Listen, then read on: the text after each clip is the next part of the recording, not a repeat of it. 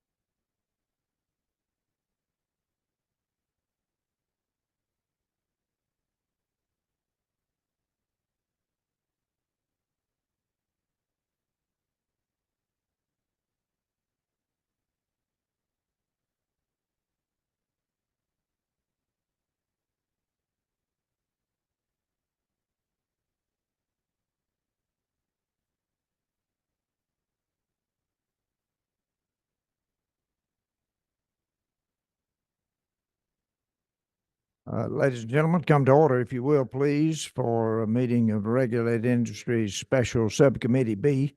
I'm Dale Washburn. I'll be chairing this meeting today. We welcome you to be here to discuss this important topic, and let me lead us in a quick prayer before we begin. Father, we thank you for the great privilege of living in the state of Georgia, and thank you for every blessing you give us. Thank you on behalf of these members of the legislature for the privilege of being here and working to establish good policy for Georgians. We ask that you would just give us wisdom today to think clearly and make the right decisions at the right times for the benefit of the citizens of the great state of Georgia. As a Christ follower, I offer this prayer in his name. Amen. Okay, ladies and gentlemen, well, thank you so much. I'd like to invite Senator Dixon, who will be presenting Senate Bill 460. And Senator Brass, are you participating in that? Please join him as well. Thank you all for being here, and we would ask you to present the bill to the committee, subcommittee. For allowing me to present SB 460. Essentially, the part of the bill that I'm presenting on has to do with APRNs and PAs. Currently in the state, you can have a total of 8 and 4 of each, no more than that. This bill would just relax that. No more than 8 would still be allowed, but then you could have, 6 APRNs and 2 PAs or vice versa. It allows flexibility depending on what type of medicine you practice. And then also in rural Georgia, sometimes it's harder to get one or the other, and just want to make sure that doctors, officers, staffed as they need be so they can care of their patients. Thank you, Mr. Chairman. And then we added a floor amendment on this bill, and I was the one that carried it. So Chairman asked me here to come speak to it. And so really, this bill is tough. I know y'all have all been getting hit on both sides from this thing, and I'll tell you what I told our members on the floor is, rural Georgia has been asking for help in many regards, but specifically within healthcare. And if you're not willing to help, then just please step out of the way and quit harming. And that's really what this bill is about. Because you've heard from anesthesiologists, and a lot of them are inside of 285. A lot of them, you might hear from one of your own members from Gwinnett. You might hear from, we heard from a teacher or professor at Emory. We heard from another anesthesiologist at Emory and another one in Atlanta. But where we didn't hear from anesthesiologists and where y'all won't hear from them is from Appling Hospital, Bleckley Memorial Hospital, Brooks County Hospital, Chattooga Regional Hospital, Clinch Memorial Hospital, and about 20 other hospitals in rural Georgia that qualify for the rural hospital tax credit. And the reason you won't hear from anesthesiologists from those hospitals is because there aren't any. There's currently about 52, 53 hospitals that qualify for the rural hospital tax credit. Of that many, there's 27 that currently have 0 anesthesiologists in those facilities. And so what the amendment does on this bill is it's saying that CRNAs under current law, they're already able to work under a medical doctor. What we are saying is we are recognizing that doctor isn't really trained in anesthesia, so we're moving that direction from that doctor more to the CRNA, and hence a little bit of the liability with it, which on the liability piece, they carry the exact same amount of insurance as that if there were an anesthesiologist there, but since there isn't, they carry the same amount as that doctor. So they're carrying the exact same amount. They are trained in anesthesia, whereas this doctor that they're operating under is not specifically to that. And so that's all we're doing. We're trying to shift that burden, shift that liability. We're not expanding their scope. We're not seeking independent practice. If we were, they would need a DEA license. That is not the purpose of this. They're not They're not seeking prescriptive authority. They don't want to prescribe drugs. We're just simply trying to shift that direction, that liability from the doctor to the CRNA, and it is a recruitment tool. In rural hospitals, they have issues recruiting doctors, as we know. We got 27 that can't even get an anesthesiologist there. But they're having trouble recruiting other doctors as well, and that liability piece is a big reason for that. Over near Augusta, there was a prison that didn't do surgeries for over 2 years because of that very reason, because they didn't want to assume the liability of the surgery piece, because that doctor group didn't have an anesthesia. They didn't have an anesthesiologist, and they used the CRNA model, and they didn't do, or the new group coming into Georgia didn't want to assume that liability. So a prison did not have surgeries for that many years. Think about that. And then really, I'd say the last piece, the other opposition y'all have probably heard, is that when you do this model, you're creating maybe a second level or a second tier of care. And I'll argue that because number one, that's already going on. All right. Again, 27 hospitals with 0 anesthesiologists. So if that's true, then we're already seeing that. But of the 30 or of the 25 hospitals that qualify for the rural hospital tax credit, of that 25, 10 of which have don't accept Medicaid as far as anesthesia goes. The anesthesiologists don't accept, they're not qualified, or they haven't signed up for Medicaid. So in a case where if we're going to say there's a second level of care, then these anesthesiologists in those 10 facilities are telling those patients that if you're on Medicaid or you're Peach Care, then you deserve the second level of care, and we're only going to provide the top level care for our insured. And so again, I argue that sentiment. I don't agree with it. I don't think it's a second level of care. And if I'm in rural Georgia, for me, I'd rather have some form of care than no care at all. And that's really what this is about. Rural Georgia needs help. We've all talked about it. We've talked about it for years. This isn't something that's going to move the earth. It's not going to change the state of Georgia, but it's a small piece of the puzzle for rural Georgia to help it out and to allow these people down there to get the care that they deserve. Well, thank you, Senators. We do have one question now, Representative Hutchinson. Am I? Okay. I'm interested in the numbers. So 27 hospitals with no anesthesiologist. Is that correct? That's correct. Because I think these numbers are changing depending on who I talk to. So you're telling me that 27 hospitals do not have anesthesias in rural Georgia? Sure, I can give you my list right here if you like. Thank you. And it was provided by the Georgia Hospital Association, who I got it, who supported the bill when it was in its entirety. The original bill was for the entire state. And when I presented the floor amendment, I tailored it down to just facilities that qualified for the rural hospital tax credit. And that was it. Representative Bennett. Thank you, Mr. Chair, and thank you to the senators for bringing this. But I do have some questions for my clarification. Mm-hmm. On line 18 and 19 of the bill, lines 18 and 19, is that where we are expanding the opportunity for the certified nurse anesthesiologist to be able to provide services without direct supervision or without supervision? I don't have the bill in front of me, but they can provide it now under medical direction. So all we're doing is shifting that. Like they can in those 27 hospitals, and a CRNA might be operating under the license of, say, a general surgeon or you name the doctor.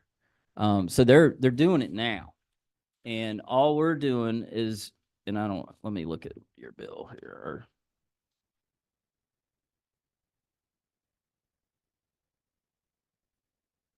Line 18, 19. Yeah, so that's where we're shifting that, rather than specifically doing it under that doctor, we're saying that the doctor is no longer telling them how to do the surgery, which they're not doing anyway, but that's the way the law is written. And therefore they are liable for anything that goes wrong with that anesthesia. Mr. Chair, may I have a conversation for understanding? Certainly. So currently, you're saying that the CRNAs practice under the supervision of a duly licensed physician, and in those places where there's no anesthesiologist, they are just practicing without any type of supervision? They are practicing, they're still going to be under the license of that attending physician. I'm not sure I completely understand your question. Mr. Chair, Certainly. currently, when practicing under the license of a physician has certain responsibilities to oversee so many 10% of the work that's being done, review, Yes. etc. So when we expand the language to say pursuant to an order by a duly licensed physician or podiatrist providing services at hospitals that qualify, blah, etc. To me, that changes, is a significant change from the responsibility of a physician to at least have some supervisory oversight to those who are practicing under their license. Okay.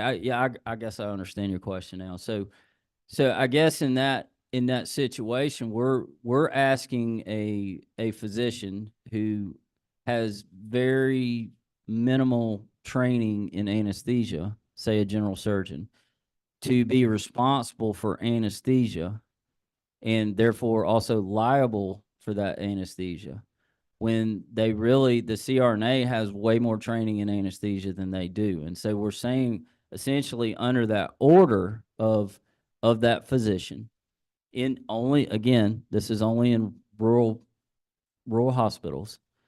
In that situation, they can write the order and then essentially separate that CRNA in a sense. I'm probably oversimplifying it a little bit. You're not oversimplifying. But that is the goal. We're trying to make it where that doctor, that physician, they're still responsible for the whole surgery, but we are having trouble recruiting other doctors to these areas because of that liability piece. And because we're making them be responsible for something that in many cases, they just they're not trained to do it. Mr. Chair. And so it would be pretty much like a physician giving an order to another profession Yes. without any responsibility to the work that other profession would engage in. For example, not just nurses, but another medical profession. It could be a rehab person. It could be let's just use rehabilitation specialist. So a doctor can give an order to a rehabilitation specialist, and then the work is under the responsibility of the training of that rehabilitation specialist. And so therein lies the responsibility there. So you're saying that to give an order for CRNA, then the doctor is no longer liable for whatever services or whatever skill set that CRNA does. Which would be anesthesia, which they are more than trained to do. Which when you go have a surgery, you're being put to sleep by a CRNA. However, at this point, the physician still has oversight and responsibility. However, with this new insertion of line 19, they would not. Is that the essence of this bill? Of that particular, not the whole bill, but the essence of what that insertion does? It completely releases the physician from any responsibility, and the physician is only referring the services to the Yes, then the CRNA. physician can focus on that surgery, and the CRNA can focus on vitals and making sure that person stays asleep, and then more importantly, make sure that patient wakes up. But yes, in a sense, that is what it does. It allows that physician to do their job that they are trained to do, and it allows the CRNA to do the job that they are trained to do. That is exactly what it does. Final, almost final. And so with the 8-to-1 ratio, that supervisory ratio would still be in effect with the remainder of this bill. We're not touching ratios. We're not touching scope. We're not touching whatever else that claims are out there. And so further in the bill, where it continues to give a 10% oversight responsibility to the physicians for the work that's being done, it's on line 72. Does that go away?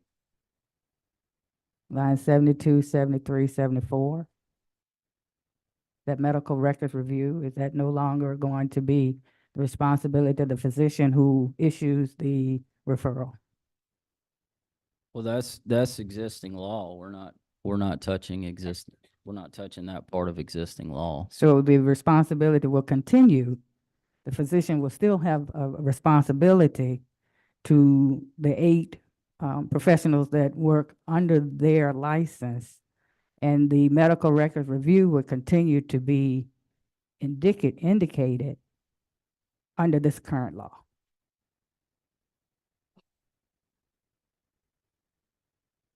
Help on that?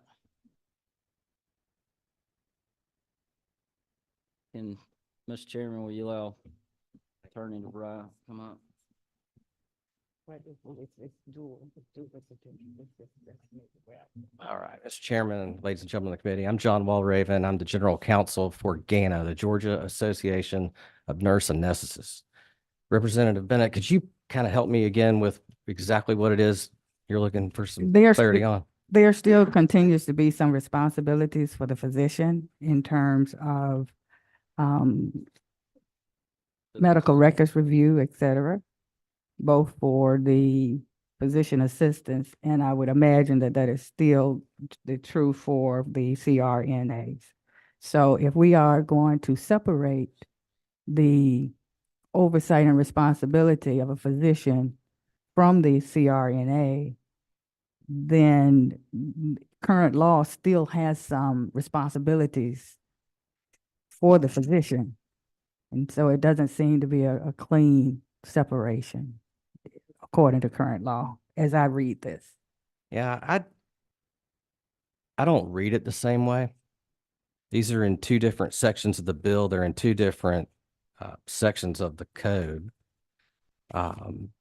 This would probably be a matter to be considered for code revision, but the amendment to SB 460 is related to the responsibility for a surgeon for the delivery of anesthesia by a CRNA. So what we are doing with this bill is we are taking the responsibility for that anesthesia away from a surgeon who is not trained or experienced in anesthesia. And we're placing it where it belongs. And that's with the practitioner who has 9 years of education and has been licensed to deliver it.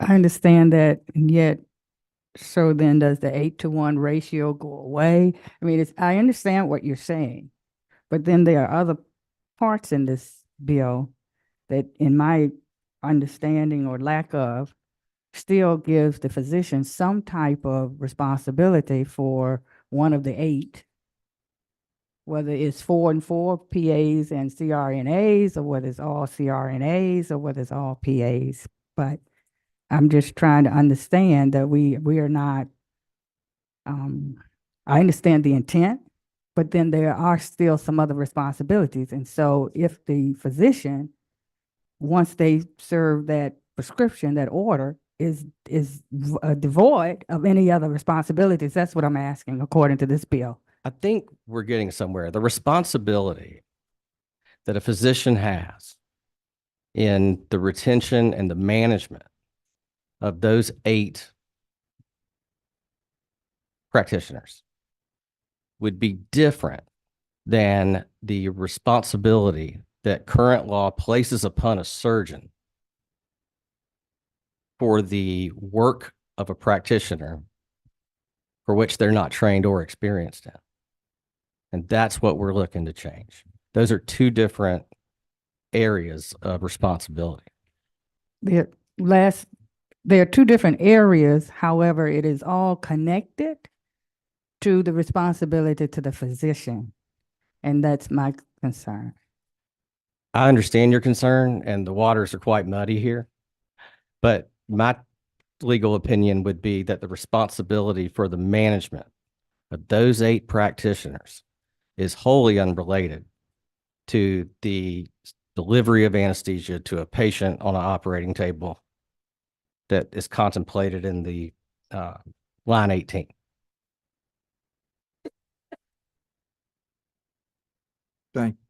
Thank you, Representative. The chair recognizes Representative Jackson.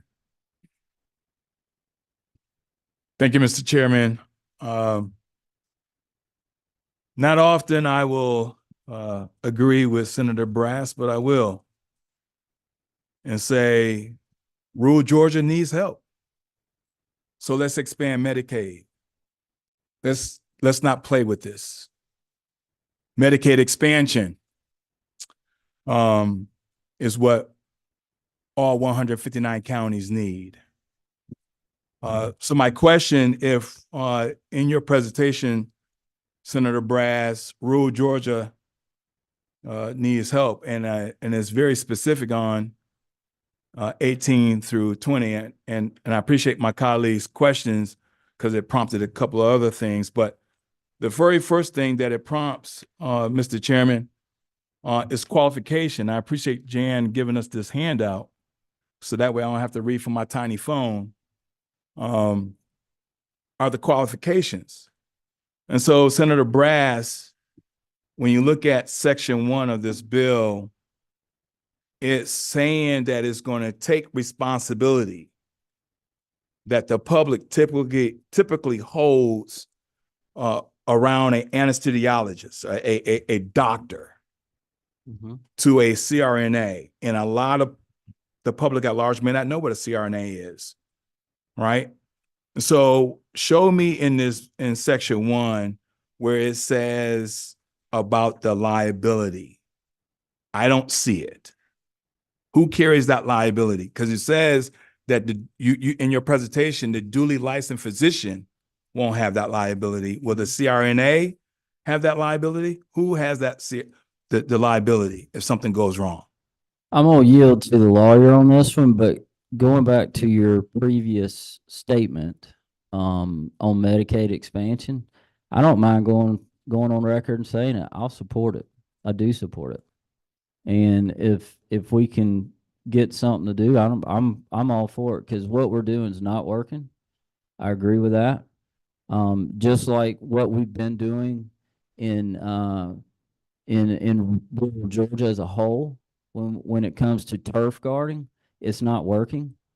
These people are struggling, and they do need help. And I am willing to do that, and I'm willing to go against my party if I need to do that, because I'm tired of us talking about helping rural Georgia. And I've been up here for 8 years, and we've been talking about it, and we're not doing it. We haven't done it. And the people that I represent, their rates continue to rise, and emergency rooms continue to be filled up. And I do think Medicaid is a part of that. but it's just a part of it. This is another part. There's many other things that we have done in this state that have tied up our system and cost our state and cost our citizens money. And we've got to do something. And this is a small thing compared to what you mentioned, but it's something.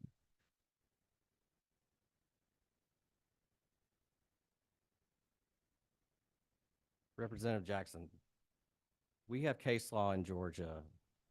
The last case was a doctor's hospital case in 1990. I can barely hear. Can you turn up the speaker? Case law when?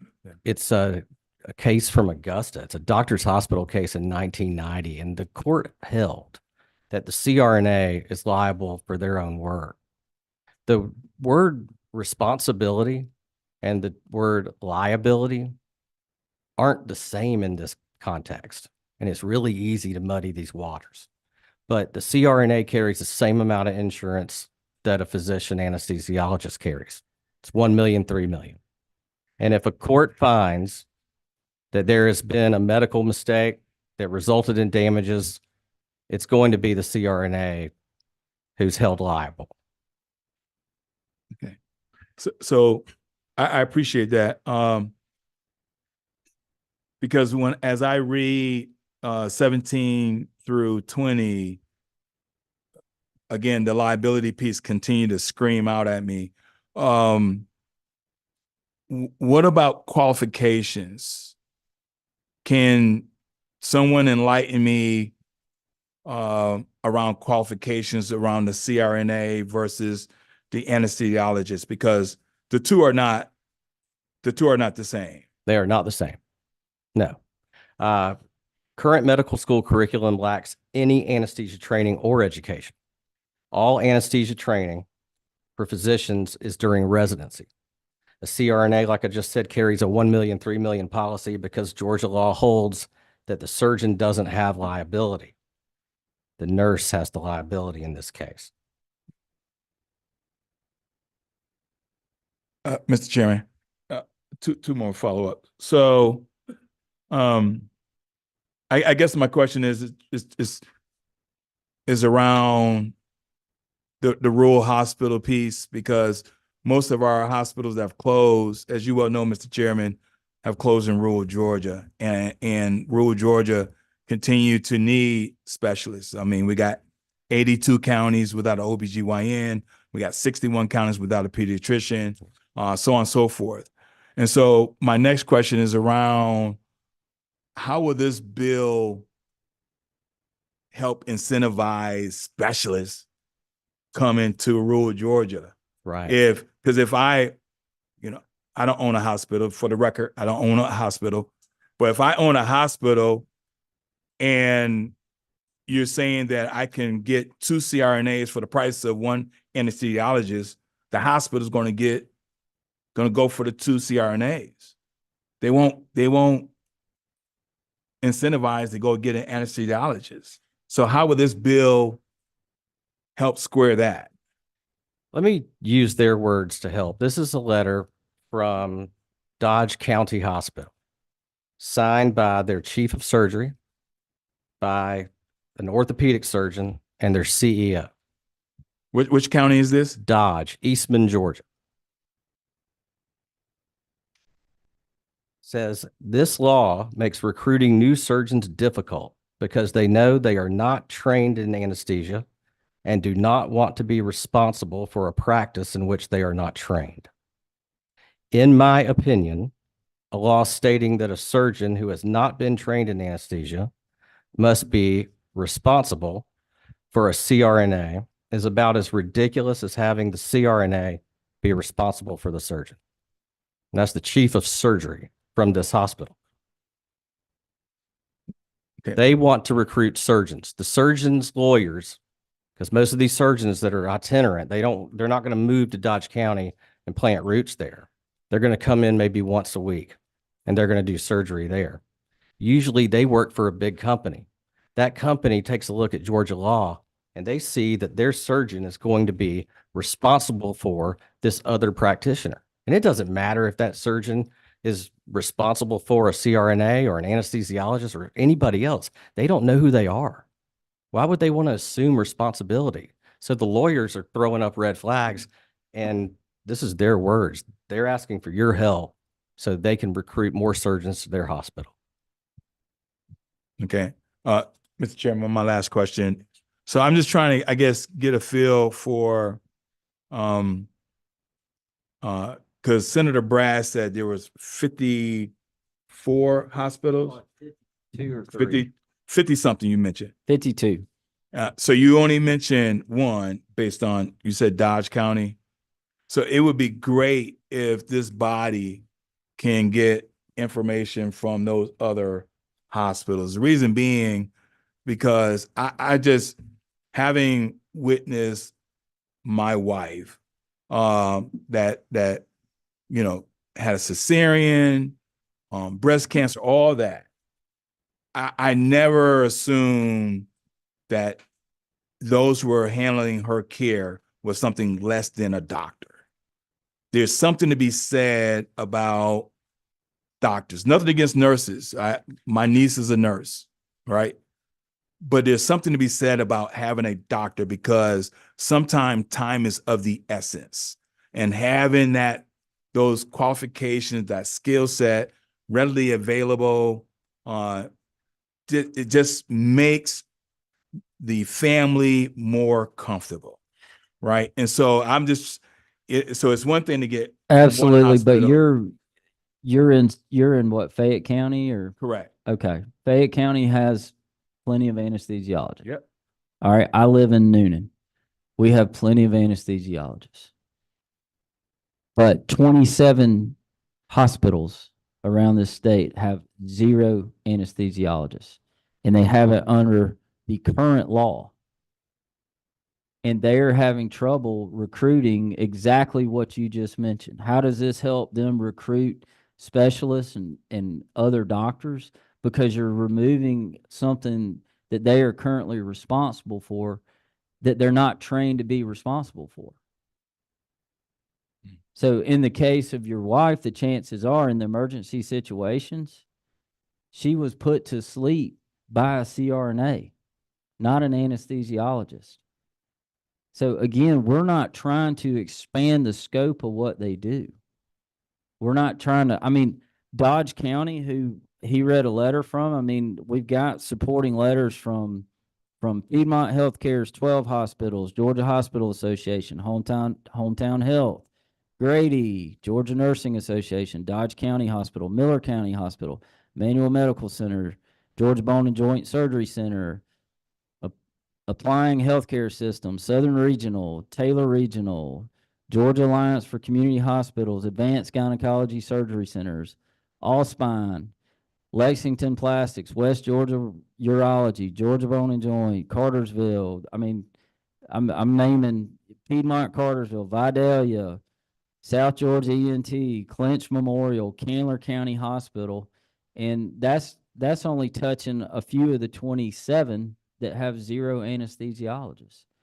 We're just trying to help. And I mean, look, I've got nothing against anesthesiologists. Like I'd love to have a bill that required every one of these anesthesiologists that come and testify against it, to require them to go down there for 1 day a week. Do it. They've been asking for help. And I don't blame them. I mean, you stay where the money is. You stay where the population is. But they don't have the payer mix in these areas to even be able to afford anesthesiologists.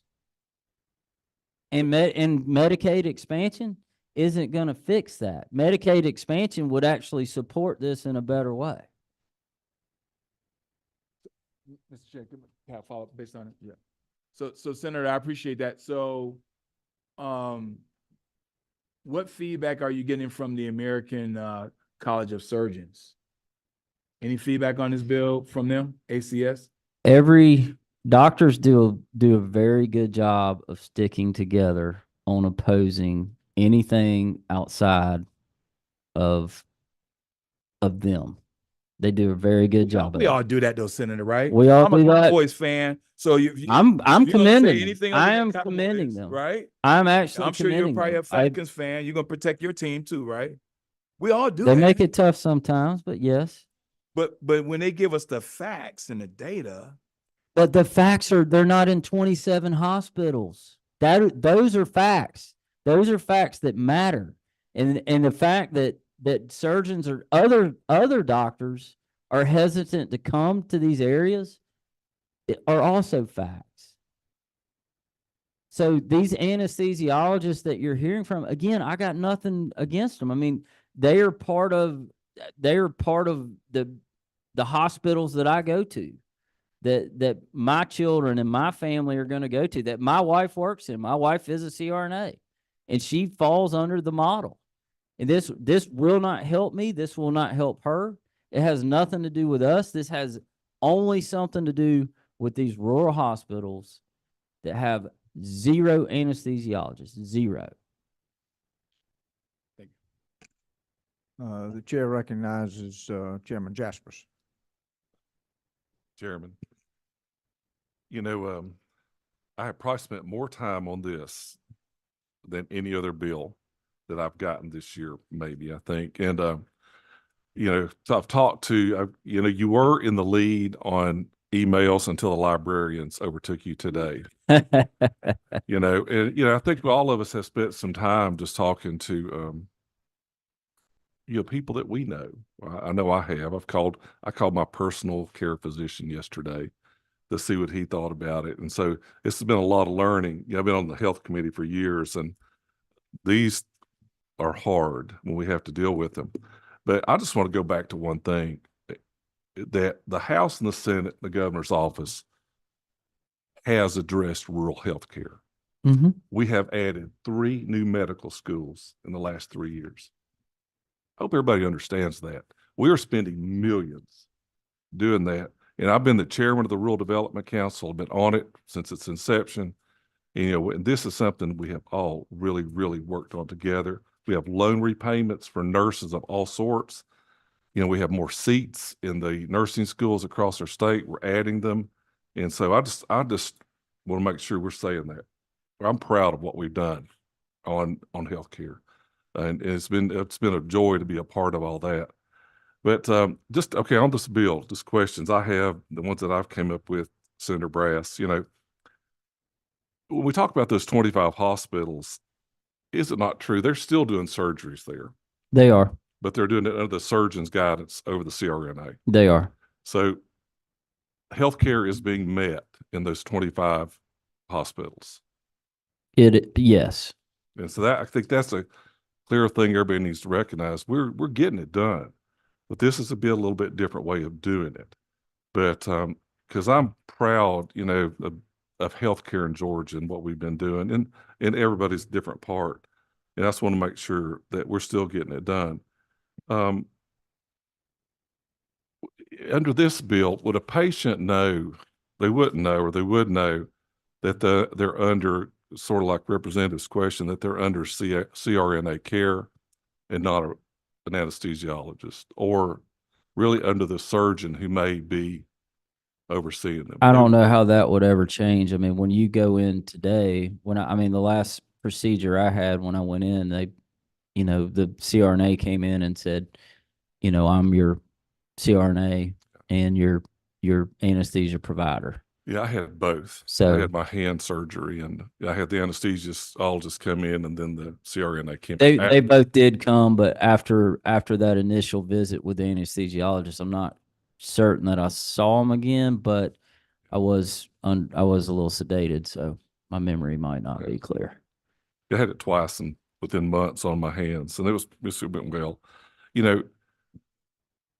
So I guess, Chairman Brass, you're saying that we're having a shortage of care is the reason we're trying to do this.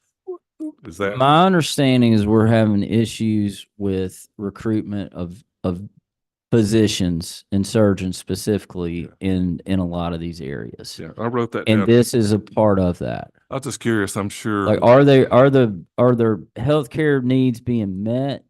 Yes, but could they be met better? I mean, if ultimately we want more doctors coming into these areas.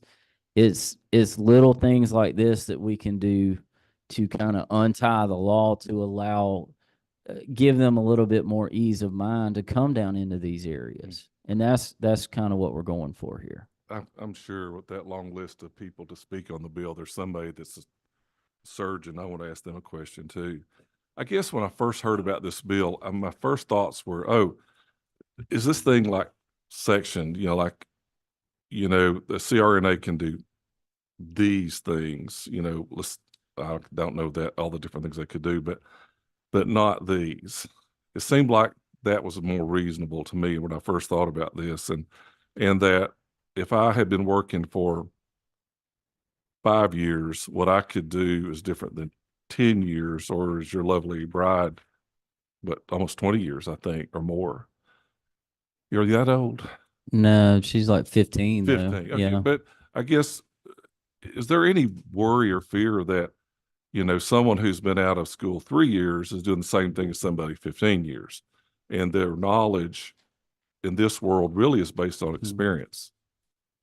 Yeah, I mean, ultimately, that's going to be up to your hospital. And I mean, for these hospitals that have anesthesiologists, they could still provide, they could still have anesthesiologists. We're not saying you got to get rid of them or even want them to get rid of them. I mean, I'd love to have a bill that required an anesthesiologist in every facility in Georgia, but it's just not feasible. Sure. And so that's. But If you think you're getting calls now, if you start talking about things that CRNAs can do and can't do, you're talking about scope of practice. You think you're getting emails now, let me touch that, and then you'll get a lot of emails. I've been there. Yeah. We've been there. And that's not what we're doing. I think we all have heard the differences in training, and this nice handout kind of spells that out. One thing that concerned me, or when I thought about this, is the training that a CRNA had. I have to shut my eyes to make sure I say it right. Has versus a surgeon anesthesiologist looking at comorbidities and all the different things that, doing it on me versus a very healthy Senator Brass is just different. I'm gonna let him. Just how that they're trained to adapt to all the different situations. I think I'll go back to this letter from the chief of surgery from this hospital and just read what he wrote. To graduate today, CRNAs need to have earned a Bachelor of Nursing, that's 4 years, and they complete ICU experience before earning a doctoral program in anesthesia, and that's 3 years. They have 9 years of higher education to prepare them to provide anesthesia care. Yet Georgia law states that a surgeon with none of this experience must direct and be responsible for them. I'll wait to hear what the surgeons have to say about no experience. I want to hear what they have to say about that. And lastly, my question, what's the difference between, I was looking in this paper that was handed out, a nurse, a CNA, and an anesthesiology assistant. What's the difference in those? Well, an anesthesiology assistant is a physician assistant trained to work for an anesthesiologist. So what's the role? What's the difference in role? I'm just curious. I'll let them explain their role to you better than me, but a CRNA is trained to provide the anesthesia to the patient, not to work for the anesthesiologist. Okay. That's the primary difference. All right. I'm good, Mr. Chairman. Thank you. Is number 25, Chairman Hawkins? It's not a question. I just want to commend the senator's passion on this subject. And I felt like I'm in the movie Back to the Future, Okay, is this Representative Hutchinson?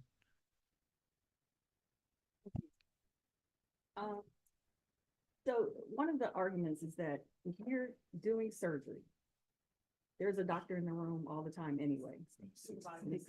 CRNA. No, I think 16 is Jackson. What number? Surgery Oh, I'm sorry. is that you have a doctor in the room supervises CRNA during a surgery, right? And even though there are 27 hospitals with no anesthesiologists, they are still doing surgery with the CNRAs, right? The 27 hospitals with no anesthesiologists, Correct. they're still doing surgeries. Correct. They're still doing surgeries. So, and you said that the medical needs are being met in rural areas. I mean, sort of. I mean, you've got a lot of these, in many cases, a lot of these hospitals, you know, they'll do minor surgeries there at that facility, and then they'll have to, for your more complicated other surgeries, they will send them over to other areas. Or, you know, a lot of these are system, you know, they're within a system. And so they'll send them to their bigger hospital where they might have just better facilities for the larger surgeries, which, you know, again, we go back to, you know, a lot of these hospitals that are on rural hospital tax credits, you know, they kind of need to keep some of these surgeries there if, you know, to survive. I think, so if this passes, what will change for CNRAs logically, like in real time? What will this change? I'll let the Right now, in most facilities, after a surgery, the surgeon who directs and is responsible for the acts of the CRNA will go sign the chart, and they'll write anesthesia per CRNA. If this law passes in those 52 or 54 hospitals, the CRNA would sign their own name. At the end of the day, that is what the change in this law is going to bring. So the change is about liability, basically. The judges that wear robes at the Supreme Court would give you a dissertation on the difference between responsibility and liability. Mm-hmm. But what I just mentioned about what would happen at the bottom of the chart is really, when the rubber meets the road, what the difference is going to be in those hospitals in Georgia. I think for me, this is one of the arguments is that this is giving rural patients a lesser standard of care, whether you agree with that or not. And my thought is the narrative is rural Georgia has no medical resources. But what you're telling us is they do have medical resources. They are getting the surgeries that they need. So why dumb down the services if it's not going to make a difference in the lives of Georgians? I really don't care who signs anything from this seat. I want to know if this is going to change the lives of Georgians. Yeah, again, it goes back to the recruitment. This one little change may help one hospital recruit one doctor that might save one life. But that's not why we pass bills. That's not why we pass laws. But It's not. because something might happen in the future for one doctor. That's not, we don't, I'm just throwing out a scenario, but that is why we pass bills. We pass bills to help people. And instead we have laws out there that aren't helping people, they're hurting people. Like these again, I mean, I would love to have an anesthesiologist in every one of these hospitals and every one of these areas, but they're not. They're not going. And so all I'm asking is just get out of the way and let the CRNAs do the job they need to do. But it doesn't sound like they're in their way right now. It's what they're doing though is they're preventing other doctors from coming to these areas. It's a recruitment tool. And right now it's a recruitment hindrance. That's why we have the letters from a lot of these hospitals in these areas. Okay. Thank you. Okay, I see no other question. We have a number of people who would like to speak to the committee about this. I want to ask two questions, though, to be sure I understand. So we stated earlier that the level of insurance that the CRNA has is the same level of coverage that the surgeon has. That was one thing. And also too, those number of letters you have are all from rural hospitals that are urging approval of your bill. Those letters, that list you read a moment ago. We have letters from rural hospitals. We have them from the Hospital Association and from rural systems. Okay. There are some letters that were earlier in the previous bill that were supportive, but it's no longer going to help them. But I think they still support what we're trying to do because of the overall principle of it. It does support your bill as amended that you're presenting today. Correct. Thank you. Okay, we have a number of people, and of course, we would ask you, and I don't think it's unreasonable to say that if you hear an argument that is made effectively by one speaker, if you please don't get up and say the same thing again. We don't need to see, we're pretty quickly defining the debate here, I think. So please, we don't need just repetitive testimony. So I will call you in order, but if you have already heard your argument made, please let us know that and not insist on testifying. I'll do them in order. The first one is Sean Sheff, Dr. Sean Sheff, and he is here via Zoom, I believe. Do we have that ready? Or do we have?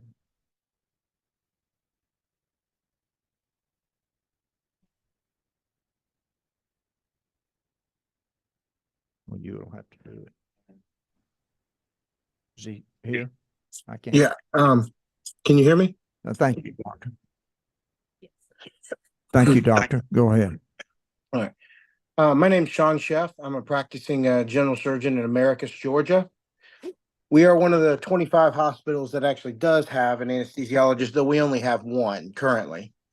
And he is set to retire within a few years. So this is definitely an issue that strikes at us. We're a Rule 75 bed hospital. I'm in a part of a 4-person surgical group, and we offer services in orthopedics, OBGYN, and ophthalmology. We perform lots of life-saving surgeries, including cancer surgery, breast cancer, bariatric surgery. And so I think this bill hits right at the crux of what one of the main issues that we have. And one of the things I found out, I trained at the Medical College of Georgia in Augusta. Upon coming to Americus, I had to learn quite quickly that when we did not have an anesthesiologist around, I was responsible for anesthesia care. This was insane to me because I had never been provided one day of anesthesia training.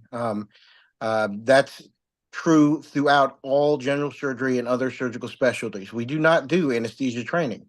And so we have, physical legal liability in something that we're not comfortable or training. I don't even have, we don't even have, privileges to do at the hospital. I can't do anesthesia at the hospital if I decide to. And so when we don't have an anesthesia around, and there's many times in our hospital we don't. We have one MD anesthesia, and he is on 365-day call all year. We will not be able to replace him when he retires. There's no way we will be able to find that. And so even if we could find anesthesiologists, it would be 2 to 3 that would be required to take the same amount of call. And so that would cost upwards of $1 million to a very, short staff budget that's in a very low payer mix. And so in essence, what this bill does, from my understanding of it, is it basically moves the liability from me, who has no anesthesia training, to the nurse anesthetist, who has all the anesthesia training. Now, I would like to address that there's been a lot of comments here about less medical care. Well, let me put it this way. When I had my choice during my surgery, I went to my hospital and let my anesthesia group, without an MD, who wasn't there at the time, to put me to sleep. When my wife had her surgery, the same thing. And every time I can tell you without a doubt that the care has been equal. Nurse anesthetists are well trained in this day and age. They are not just nurses that are on the floor seeing patients. These are people that have as much or close to as much training as an MD in this field. And, from my understanding, 23 states in the nation currently right now allow a nurse anesthetist to practice by themselves. And, the same care that our veterans get on the front line is what, is without an MD available. Now, we're not talking about that. We're just talking about moving liability. But the point I want to make is there is this bill is not going to remove any ability for patient care. What it is going to do is going to get surgeons like me who came from MCG and were terrified of having liability put on you in something you're not trained in. It's going to give them an ability to want to move to a rural area, which we struggle with in so many different areas right now. The only reason we have a full surgical staff is basically because 3 of the surgeons grew up here, and one of them, and me, you know, I came here because I trained with one of the surgeons there and we were good friends. And so that's really the only way that we could even surgically staff our town. And I'm struggling to think how when I retire, how are we going to find surgeons to do this? Because a lot of times this liability issue is really a big concern. So, so like I said, without a doubt, I think that this not only makes sense, it's logical. You don't need to be putting liability on a medical person who has no training in that issue. Just like I'm not asking the anesthesiologist to do my surgeries or the family practice doctor to take out appendixes. Okay, Doctor, thank you so much for your testimony. I don't see any questions. We appreciate your testimony. Next, we have Megan Brass, CRNA, to testify.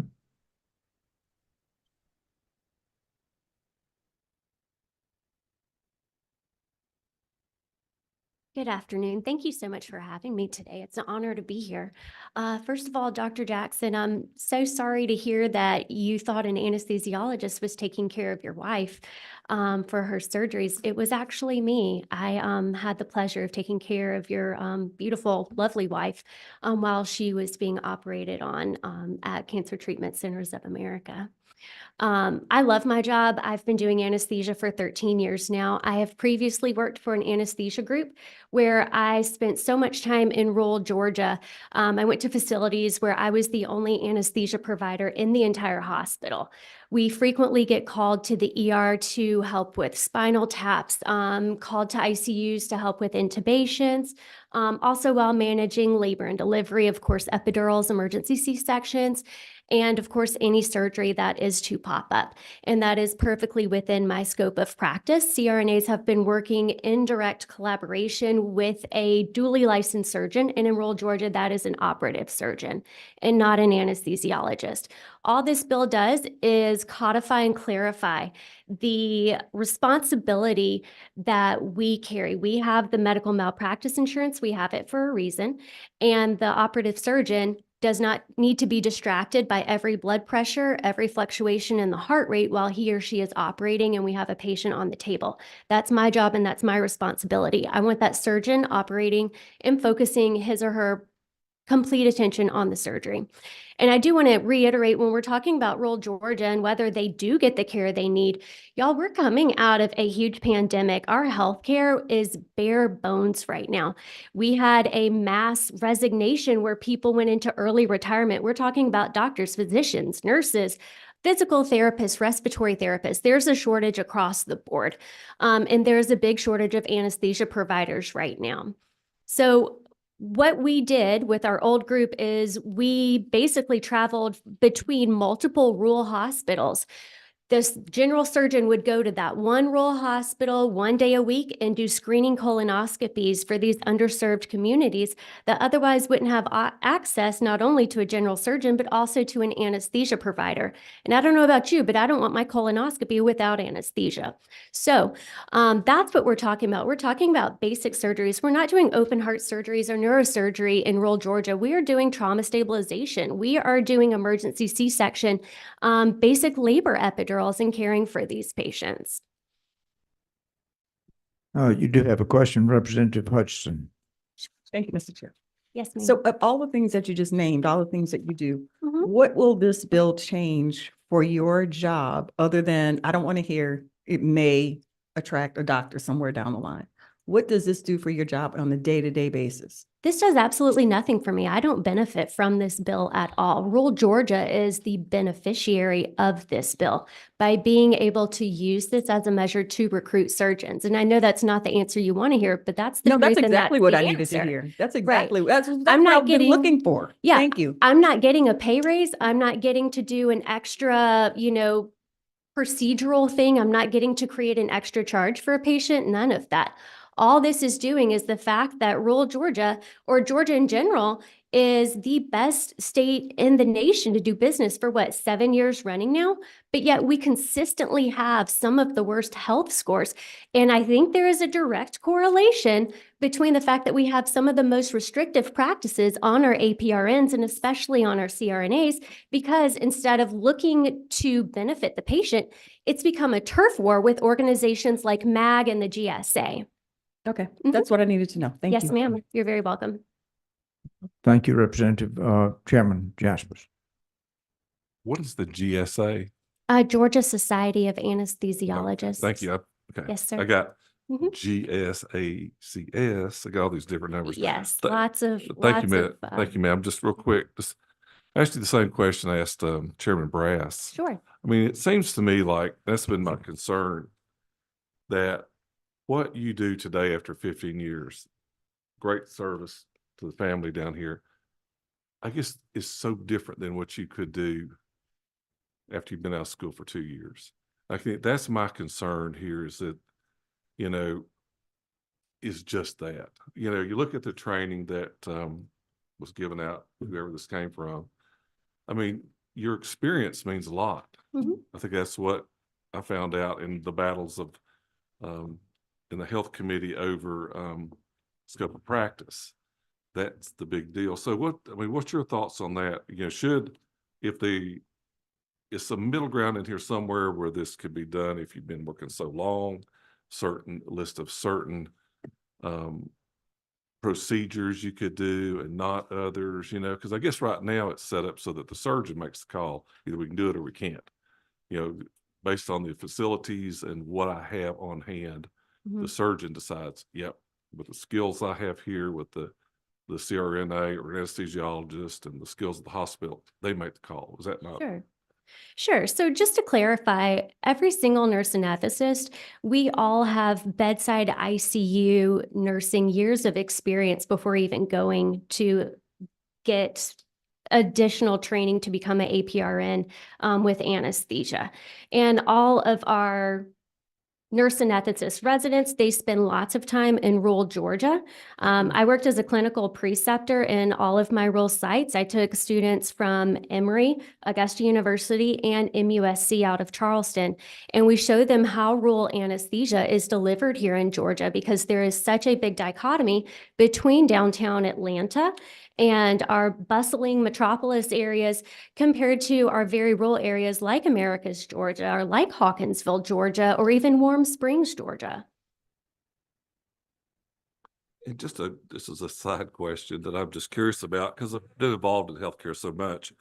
Why do we only have 2 schools that teach or certify, or whatever you want to call it, CRNA? That's a great question. I think we probably need more of them. There was a school down at Mercer, but they closed a few years ago, I think maybe 13 years ago. And since then, Emory opened up its program. But we obviously have a shortage of anesthesia providers, which is why our group does take students from MUSC out of Charleston to try to recruit them to Georgia. Because of our restrictive laws, a lot of our nurses, our physical therapists, everyone that we educate here in Georgia typically leave the state of Georgia to go to other states. So we are actually a big exporter of healthcare workers, unfortunately. Thank you, Mr. Chairman. I'm good. Yes, sir. I believe Representative Bennett was next. Thank you. Thank you so much, Mr. Chairman. And thank you for your presentation. You've helped to clarify quite a few questions that I had. Number one, I like to talk about evidence-based and data. That's kind of how I like to make decisions. And yes, rural Georgia is lacking not just anesthesiologists in healthcare. We're lacking a lot of professionals like Right. OBGYN, et cetera. And so by bringing this bill forward, it will help one industry, perhaps. There's no data to say that, but it may. And so I just wanted to be clear that patient services that are currently being given will not change. However, this will be used as a recruitment tool to help with the health status in Georgia. Is that what you're presenting today? Yes, ma'am, because healthcare is a domino effect. So a lot of these hospitals really require or they rely on the revenues that are rendered from surgery services. And that's what really helps keep these doors open, especially when we're talking about critical access hospitals and rural hospitals that operate on a 1% margin or less. So if you have anesthesia services and you have a general surgeon, an OBGYN, an ear, nose, and throat doctor, and you can provide those basic services, then you can create more bills. You may have a patient who needs to stay overnight in the hospital, which would help create some revenue for that hospital as well. But really, it's the operating room is the moneymaker, and it's the heart and soul of a lot of these hospitals, and you can't do that without anesthesia. Good. Number 24, is it Chairman Hawkins or? Oh, okay, I'm sorry. Good to see. Thank you, Mr. Chairman. I want to Representative go back, McDonald. McDonald. Ms. Brass, I want to go back to, you just talked about Mercer closing its program. Sure. You know, Mercer's mission is to put doctors in rural areas. That's their, Mhm. you know, they look when they're getting students, that's something they talk to the students in their application process of, you know, we're here to really try to push, you know, these physicians to these areas. Do you think there's any correlation between, you know, these CRNAs who weren't getting the students because, you know, their missions maybe to go to rural areas, or kind of looking to ask why they would close that program, because you're seeing more physicians and assistants and more advanced practice nurses coming into the field, I think. But why would Mercer close a program like that? Right. And so I think that's really a question that needs to be directed to Mercer. I don't know the ins and outs of their operations or their thought process. But I can tell you, and again, Representative Jaspers, in regards to your questions about comparing nurse anesthetist to AAs, which are another anesthesia provider that's a non-physician. AAs are required to be supervised by a physician anesthesiologist. CRNAs are not. Right now, we are under the direction and responsibility of a duly licensed surgeon, which can be a surgeon. If I were an AA, I wouldn't be able to operate that way. And so that's why we are able to go into rural Georgias, into underserved communities, and give services there.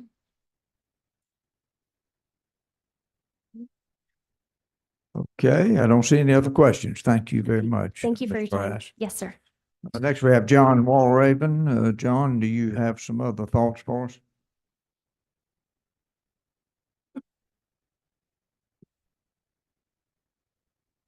I don't have many others after the committee let me help with Q&A, but I'm just going to touch on a couple of things. Once more for the committee, I'm John Walraven. I'm General Counsel for the Nurse Anesthetists Association here in Georgia. And I want the committee to hear that SB 460 does not present a mandate for any hospital. Every hospital that has chosen to have 0 physician anesthesiologists could continue to have 0 physician anesthesiologists. It's their choice. The hospital that I referenced earlier, Dodge County, has not had a physician anesthesiologist in 19 years. The last time Georgia amended this law was in 1990. And what we did in 1990 was we removed the requirement. If you looked at line 18 of your bill, the direction and responsibility of a duly licensed physician. The law used to go on to say, with training or experience in anesthesia. So in 1990, 34 years ago, we removed the requirement that an anesthesiologist be that physician. Couple other items I'll touch on.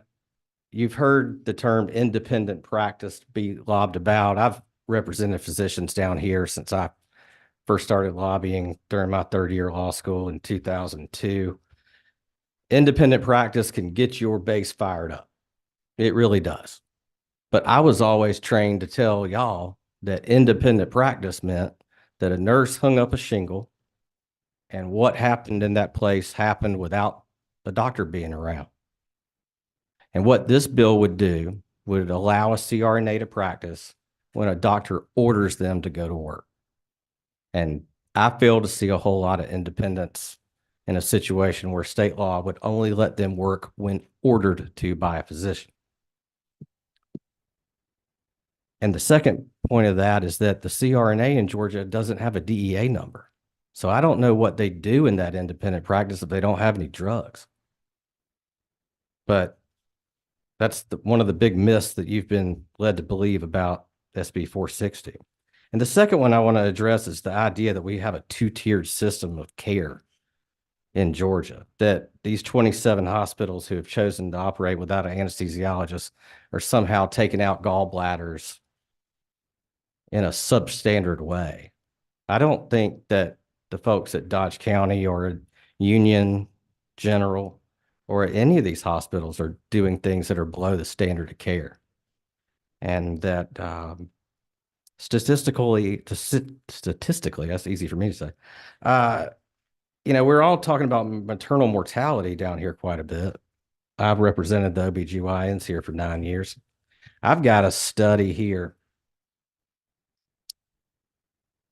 that hospitals that use only CRNAs or a combination of CRNAs and anesthesiologists do not have systemically poorer maternal outcomes compared with hospitals using anesthesiologist-only models. The actual complication rates were 0.27% in anesthesiologist-only hospitals and 0.23% when a CRNA was doing the anesthesia. So the numbers don't support the accusations that somehow there's going to be a lower level of care. Last two things I'll say, and this one's quick. I'm just going to read a quote from the governor's physician Healthcare Workforce Commission. This was in 2022. While a rural facility may have a surgeon, they may not have an anesthesiologist. In many rural areas, demand for anesthesiologists is filled by nurse anesthetists who currently operate under a physician, even if that physician does not have expertise with anesthesia. And the report went on to say that changes in Georgia's CRNA law would make it to where they could perform their current duties without placing a physician at risk who must oversee them but has no experience in their area. Last thing I'm going to say, I'm going to leave you with is I've got this letter. It's from the lawyer for a Century Anesthesia Management LLC. In Griffin a couple years ago, the OBGYNs were always wanting to figure out where the anesthesiologists were. And they couldn't seem to understand why they couldn't ever locate them. And so the OBs started claiming a supervisory role over the CRNAs, and they didn't like it. They didn't feel comfortable with it. And so they reached out to these anesthesiologists. The anesthesiologists didn't respond or change their methods, but they did write them back. And they said that they are doing their job. They are following the law, which allows the CRNA to administer anesthesia because that's their job. The CRNA can do the anesthesia under the direction of a physician. And the physician is not required by this law to be in person or on site. So the anesthesiologists that work in this group were quite confident that they were directing and being responsible for the work of those CRNAs, even though they weren't in the hospital. So I'm going to leave you with that. And I appreciate the time of this committee today and the hard work. I know you've been hit really hard by all sides. Thank you. No. One question from Representative Jackson. Thank you, Mr. Chairman. You know, I really been trying to keep a open mind and listen to both sides. And Chairman Jasper mentioned something that I'm still trying to get the answer to as well. And that is, what is this bill really changing? Because we in Georgia, we know how to incentivize. We know how to incentivize corporations to come here. We know how to grow industries. I mean, me and Senator Brass, we came here at the same time. And I'm just trying to figure out how Senate Bill 460 incentivize surgeons to go to rural Georgia. And I'm still stuck on section 1, because that's where a lot of my concerns are coming from around liability, qualifications, things of that nature. Because even when the doctor was from Americas gave his presentation, he was basically saying, I don't want to be responsible. And that's not what you want to hear when you have a loved one under the care of physicians, healthcare practitioners in the hospital, right? The law is always going to be right there beside every event we do in the hospital. And so I'm just trying to, I keep hearing this will recruit more surgeons, but I just don't see it. I want you all to point me to it, because I'm still stuck on section 1, but I can't see a surgeon graduating from a medical school, reading Senate Bill 460 and go, I want to go down to rural Georgia. Now, if there's a $50,000 extra bonus, they're going to blow the doors off. We know how to do this. I just don't see the solution in Senate Bill 460. Well, I think my response would be just to echo the words of the chief of surgery from Dodge County and the chief of surgery from Union General, who are asking for this bill because when they try to recruit surgeons, they point to this law and say they don't want to come. And this law is saying that they don't want to operate with surgeons.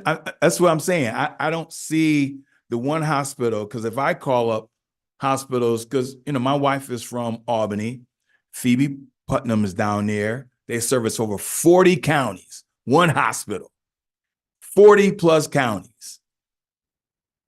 So I don't see how this bill was going to help Phoebe. I don't see how this bill is going to help those who are in Valdosta, Savannah, Columbus. And so I echo the same words as my colleagues. I'm looking for it. I don't see where the incentives are, because it just says to me in line 17 through 20 that if we're going to continue to do what we're doing, because you already said that the CRNA can already do the work. They're already doing it. They're already doing it. So what will this bill make rural Georgia better? How is that going to make rural Georgia better? Senate Bill 460. Do you have an additional response other than? It would be just the same thing. They're asking for it and they think it would help their hospital recruit more surgeons. Thank you, Mr. Chair. Thank you, John. Next, we have Jimmy Lewis. Jimmy, is Jimmy with us?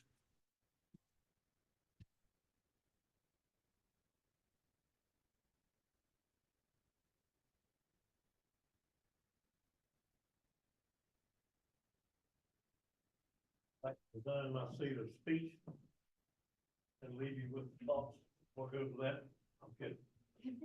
We ought to make it stand. It might be shorter, right? Sorry? Yeah, you can stand or sit, whatever you prefer. Right. My name is Jimmy Lewis, and I'm CEO of Hometown Health. In Hometown. My name is Jimmy Lewis, and I'm CEO of Hometown Health. Hometown Health is an organization, an association of a sort that's designed to do whatever it takes legally, morally, and ethically to keep a rural hospital from closing.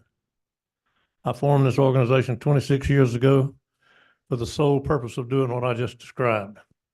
I grew up in Cordell, Georgia. I picked peanuts. I did all the chicken stuff.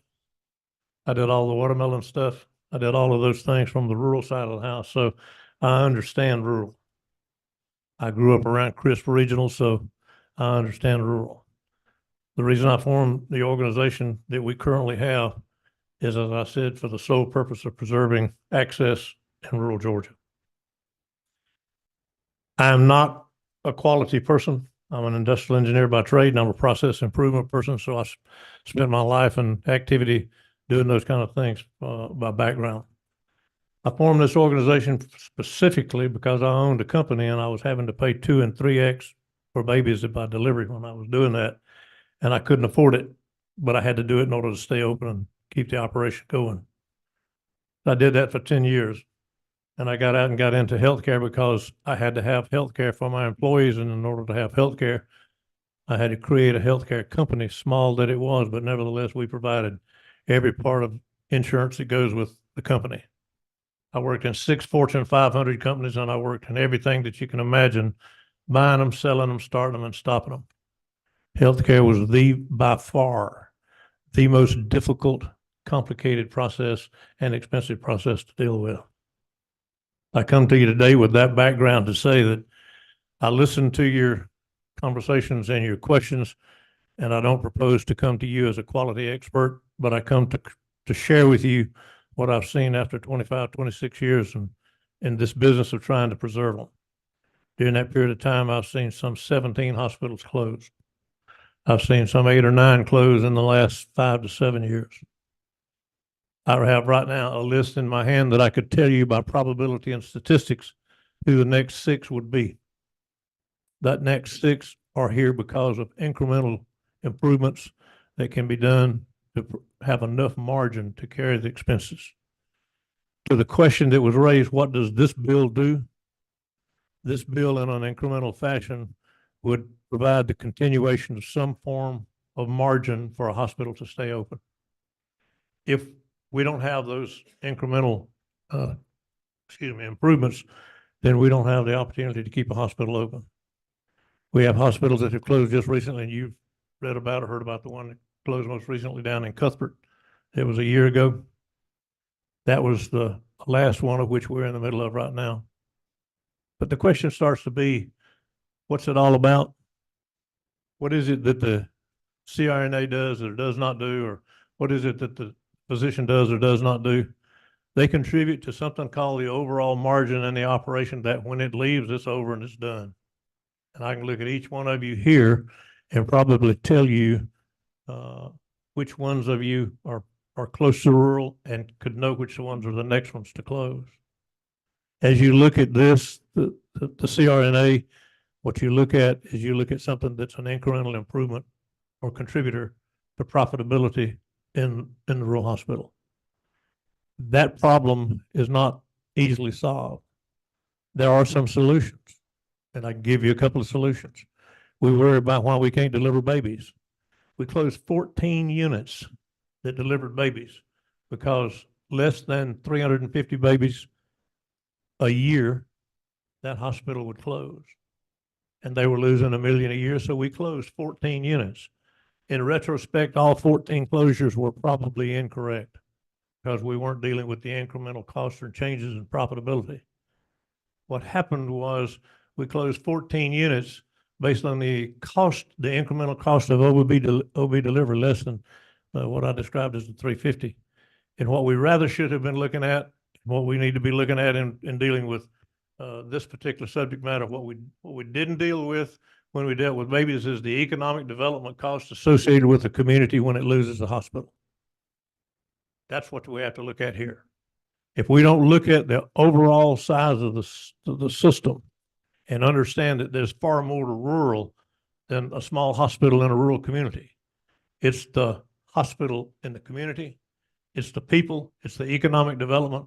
And right now we've got a desert, an OB desert, 20 and below. We've got a healthcare desert that's growing 20 and below also, but it's because we're losing hospitals. I would dare say that in all probability after this session is over, for those people who could hold on, have held on, and then we'll start to see in some continue the closure process. This process and discussion called CRNAs is one incremental improvement that can contribute to the ongoing viability and the ongoing opportunity in the local community. I have people ask me, what's the real value of the hospital? And my answer is, it all depends on how bad you want to die going 70 miles instead of 20. On the OB side of the house, ask the ladies that have to drive 60 miles to deliver. If you want to know what it is to have a community that's incrementally bad, ask the lady that almost burned to death in Folkestone, Georgia because the hospital closed. You have to look at the larger scope of what goes on here as opposed to the fine incremental stuff that goes with the cost. One little cost in a situation can now close a hospital. You're dealing with the decisions now to close hospitals. when you decide whatever you decide here, you're making the decision that has a very strong probability of closing a hospital. So, as it said when I was in a community setting in Adel, Georgia, 2 years ago, the question was raised, what's the value of the hospital in the community? And my response was, if you want to get up and rationalize to your neighbor why you voted to kill him, do it. That's where you are. I could go a long ways on a lot of different things. I got a lot of notes that you don't want me to read and go into, but I can tell you that I'm working with the 6 or so hospitals right now that can't make payroll. We did make payroll on one. I got a call on a Thursday afternoon about 4 o'clock. We made payroll the next morning because we were able to work with an insurance company. And we had those things that you're talking about. You got to keep them. Question is, what's the value of what you're doing? The value is you keep them instead of making more money with them. And that's the important thing that's worthy of consideration. I look at this copy of the letter that you've got. I know LaDon extremely well. This is a very comprehensive discussion of what he's experiencing.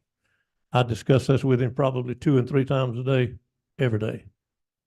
I looked at the parts of that, and then I saw that there are some 35 or so states that may be doing this kind of thing already. 28 years in doing hospital CRNAs as a part of a process. Those are things that are important. But the thing that's most important is your vote to close the hospital. That's all I got to say.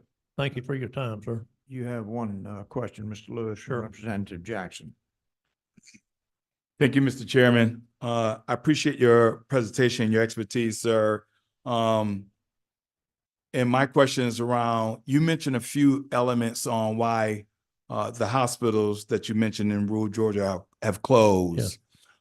Is our understanding up here when these hospitals close is because of, declining patient volume.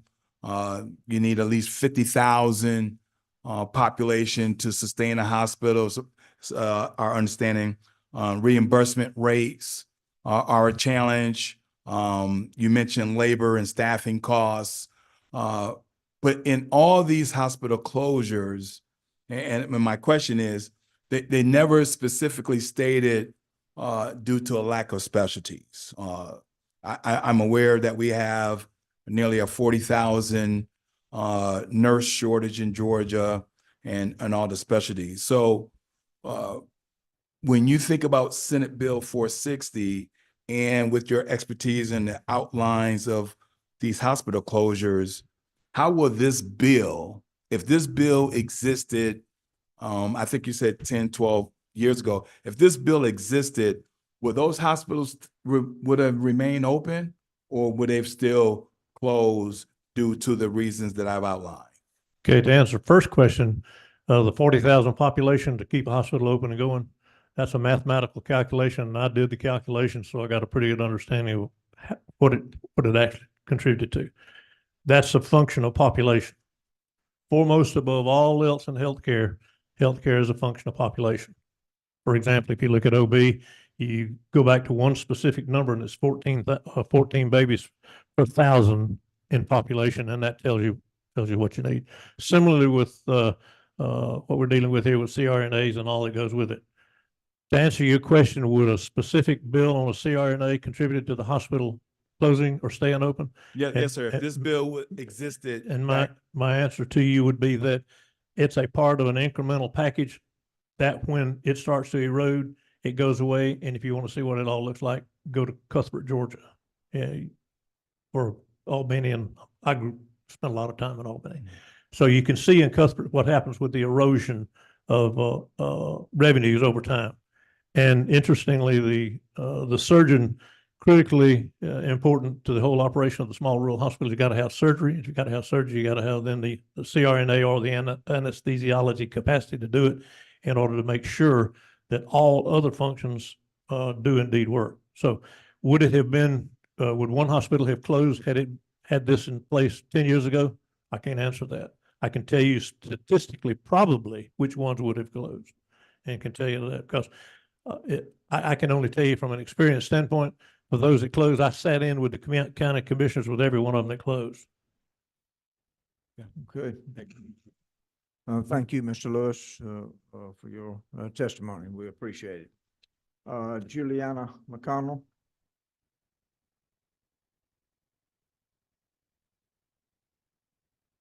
Thank you. I'm here today on behalf of the United APRNs, and our leadership team asked me to be here today just to express our support for this legislation on behalf of, and we do represent all the APRNs in the state of Georgia, but and with the nurse anesthetists are APRNs, but of course they have their separate organization, and as sister organization, we do stand here in full support of this bill on their behalf. Thank you. Thank you. You have no questions. Amanda Brown, Dr. Brown.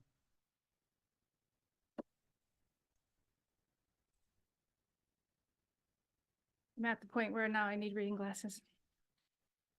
I stand before you today as a physician who has practiced in Georgia for the better part of her career, predominantly in Macon, and now more recently at a regional trauma center for pediatrics in Atlanta.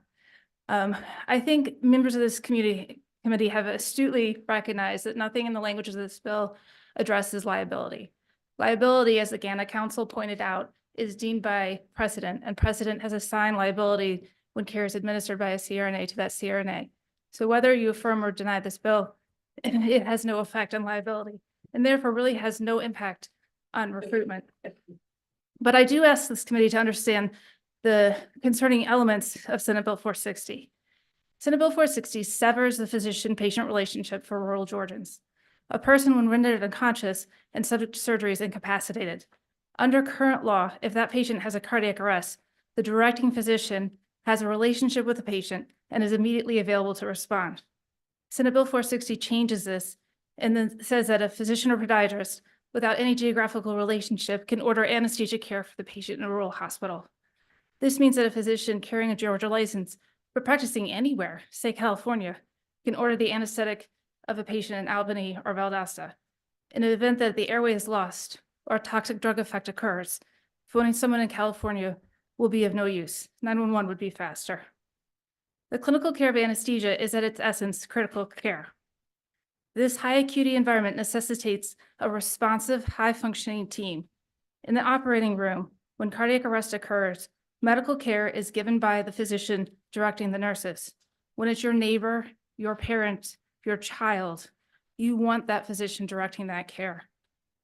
I think it's ironic that the original bill that this language for CRNA is attached to states that direction for APRNs and PAs is 8-1, because this takes the care, a very critical, complex type of care, the operating room, and says there's no relationship at all. It removes the physician entirely. It's problematic to me that rural and underserved patients are the bartering tool. Patients in rural hospitals often have the least access to resources, and now administrators are saying they aren't worthy of physician care. Senate Bill 460 pushes physicians out of rural areas where they are presently providing care. And we all know that even in benign surgeries, patients decompensate. Removing physician direction of anesthesia care means no physician responds to that stat call. I urge you to vote no on Senate Bill 460. Thank you, Dr. Brown. Next we have Dr. Ford.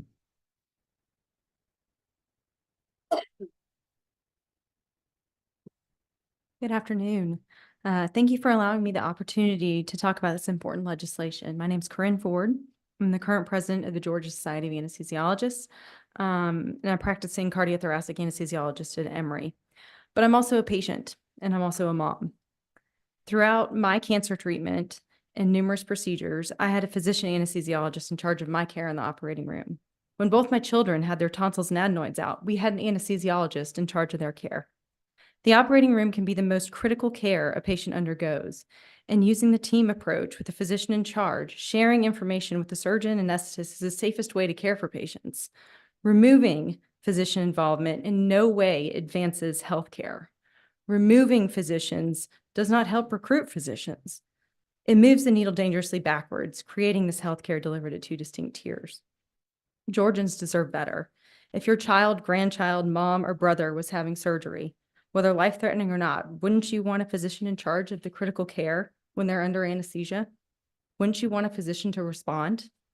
All patients deserve physician-led care. My experience, personal and professional, causes me to ask you to vote to defeat Senate Bill 460. Thanks. Doctor, you have a question? Dr. Hawkins? Oh, I'm sorry. It was, And tell me, where do you live in the metro area? You live in the metro area? Yes. Okay. So you have access to the premier healthcare in this state? Yes, sir. Okay, thank you. next we have, Dr. Cavalli. Did I pronounce the name correctly?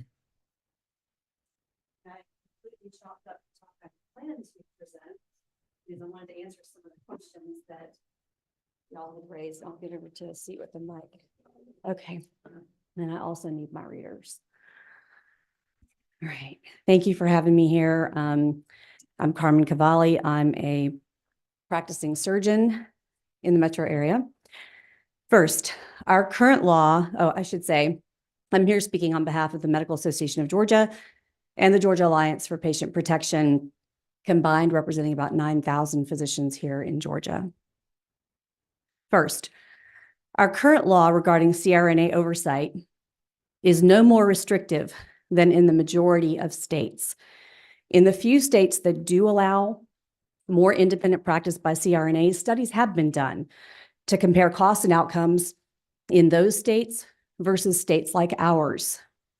The results, no increase in rural access to anesthesia care. No change, but a nearly 9% increase in cost of care and worse patient outcomes with increased unexpected hospital admissions and complications. I'm happy to send you all those references. Rural hospitals don't have anesthesiologists because of federal pass-through dollars that don't pay for anesthesiologists. They also have poor reimbursements, poor case mix, less support staff, all the reasons you've already mentioned. It's not because of surgeons fearing anesthesia liability. All these hospitals, as you've mentioned, already perform surgeries. There is no need for this language. If we're transferring liability to CRNAs because surgeons don't have anesthesia expertise, I've heard that said by multiple people today, then why does this bill allow any physician with any specialty and a podiatrist, a foot doctor, to be the one to write the order for anesthesia? If we really care that the person supervising the CRNA has or doesn't have anesthesia expertise, then why doesn't this bill say it has to be someone with anesthesia expertise writing the order for the delivery of that anesthesia?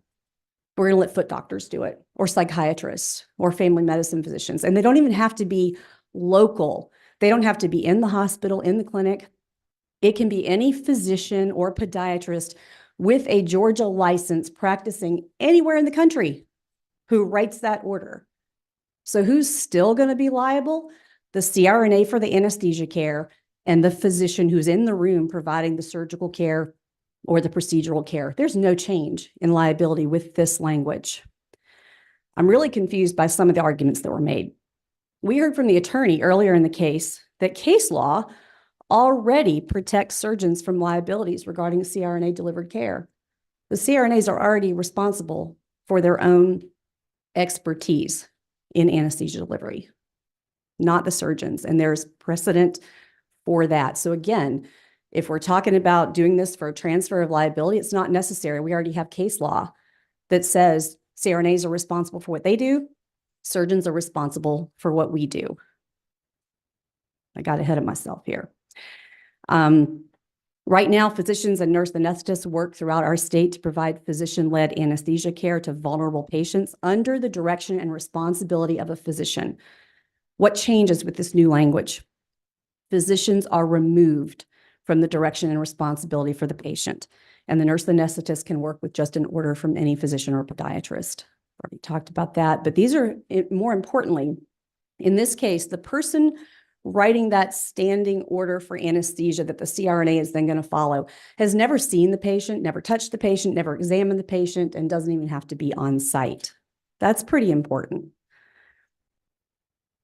This language, despite what has been said, is a huge scope of practice expansion because it allows the CRNA to work with no physician present at all. In fact, the way the law is written, there could be loopholes. If there's not a surgery being performed, there's not a GI doctor there, there could be cases where anesthesia is provided with no physician physically present. We all want more rural access to care, but this language doesn't do that. It will just give rural patients a different standard of care because it removes the physician from the anesthesia care team, from that direction and responsibility. I already mentioned what's happened in other states, that the changes proposed here are not going to solve our rural access problems. There is no good reason for this language. There's no valid reason for this language change. So I urge you all to vote do not pass. Thank you.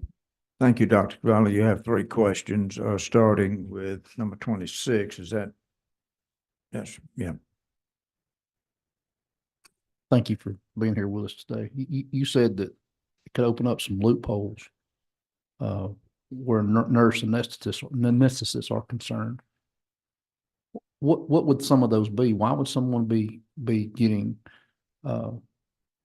those services if they're not having a surgery? I mean, help me explain. Well, if the hospital has a pain clinic associated, then that anesthetist could be providing pain services within that facility with no physician present. And that does include epidurals, spinals, and other dangerous injections.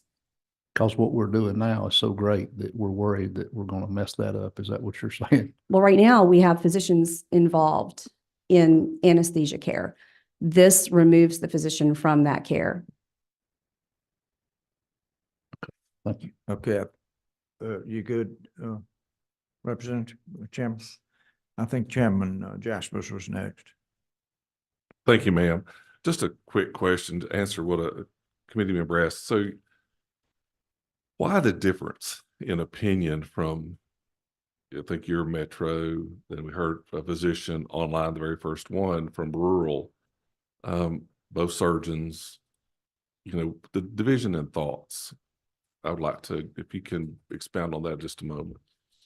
Well, I think there is obviously some confusion about liability, and perhaps some of those surgeons in those rural communities don't understand that there is case law precedent that does protect them from liability, unless they're like literally telling a CRNA, no, don't do what you're about to do, then they could, I suppose, be found liable. But if they're responsible for the patient, but the CRNA is providing the anesthesia care, then the liability is already separated.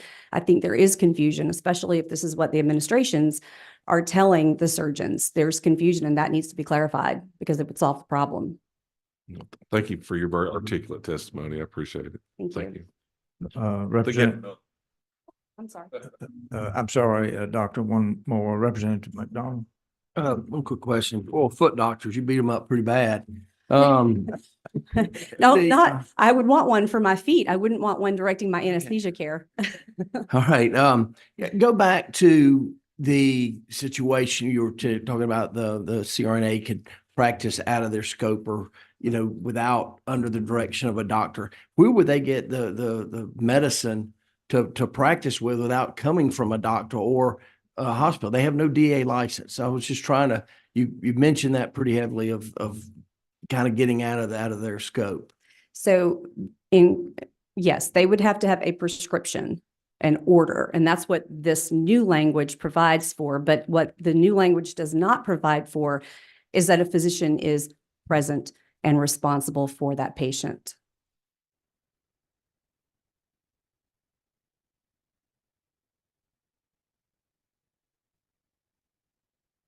You good? Thank you, Doctor. Sorry, one more. I'm sorry, one just flashed. His question kind of sparked my interest there. So in other words, if they're going to, someone has to prescribe whatever it is they're administrating. Is that? Sure, and it could be a physician in California who's licensed in Georgia, just writing a standing order, never having evaluated or seen that patient. This law, the new language, provides for no direct physician oversight. But to clarify, still have to have a prescription by a licensed physician here in this state to administer that. They do have to be licensed. They don't ever have to see the patient. So it does sever that physician-patient relationship. They have to be a licensed physician in this state in order I said that. Okay. Doctor, I'm sorry, the lights keep there another flashing one? when you get Okay. up. Just want, Representative Bennett. Thank you, Mr. Chairman, and thank you for your testimony. My question you prompted, and I don't know the answer to this, this is an inquiry for my information.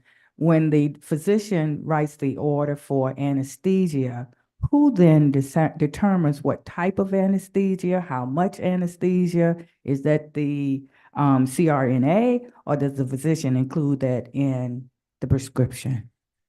It could be either, I would suppose, and I think that question would actually better be directed to one of the anesthesiologists who spoke prior to me. One more, Doctor. Representative Hutchinson. Thank you for your patience. I have a quick question, and you may not know this, but does this change billing in any way? No, I don't believe it would change billing in any way. Okay, thank you. Anything else? Thank you, Doctor. All the lights are off. My fourth attempt to Glad. leave. Next, we have Rick Ward. Is Rick Ward with us? Thank you, Mr. Chairman, members of the committee. My name is Rick Ward. I'm with the Georgia chapter of the American Academy of Pediatrics. We represent about 2,000 general pediatricians and pediatric medical and surgical subspecialists. We find ourselves in agreement with MAG's position and GSA's position on this, in opposition to the bill amended out of the concerns that they've expressed. Thank you. You have no questions. Mr. Jet Tony. Thank you, Mr. Chairman, members of the committee. Am I last, Mr. Chairman? No, there are two more. Oh, I'm sorry. I'm sorry. Well, you've been very patient and you've hung in here. I'd like to talk just a minute about the patient, because that's what this is about. That's what current Georgia law is about. It's about the patient. So anesthesia is provided in Georgia with three scenarios. One, where at the facility, there is a CRNA or an AA, anesthesiologist assistant, another master's level anesthesia provider, and an anesthesiologist directing and responsible for that anesthesia. That's scenario number one. But also in that scenario is the operating surgeon or proceduralist. So in that case, there are two physicians available to decide the care of the patient. Another scenario is what we see in many of the rural hospitals, and that is the CRNA being directed and the responsibility for the patient done by the operating surgeon. That's number two. Number three would be MD, what's called MD anesthesia, and that's where there is not a CRNA or an AA, but there's an anesthesiologist providing the care directly to the patient throughout the procedure. Now, the GSA will say to you that CRNAs provide excellent care. MDs directing CRNAs and AAs is the way most anesthesia is delivered across this country. In that instance, the patient benefits from having two trained, highly trained individuals with experience administering anesthesia and assuring that the patient is safe throughout the continuum of the surgery. So this isn't about CRNA qualifications. It is not about MD qualifications. This legislation does two things. One, it purports to relieve the proceduralists, the surgeons in rural areas, of their responsibility and their liability. But you've heard testimony that they're not really liable according to a court case. But the reality is that anybody in that room is going to be sued, right? Everybody's going to be sued in that room if there's an undesired outcome.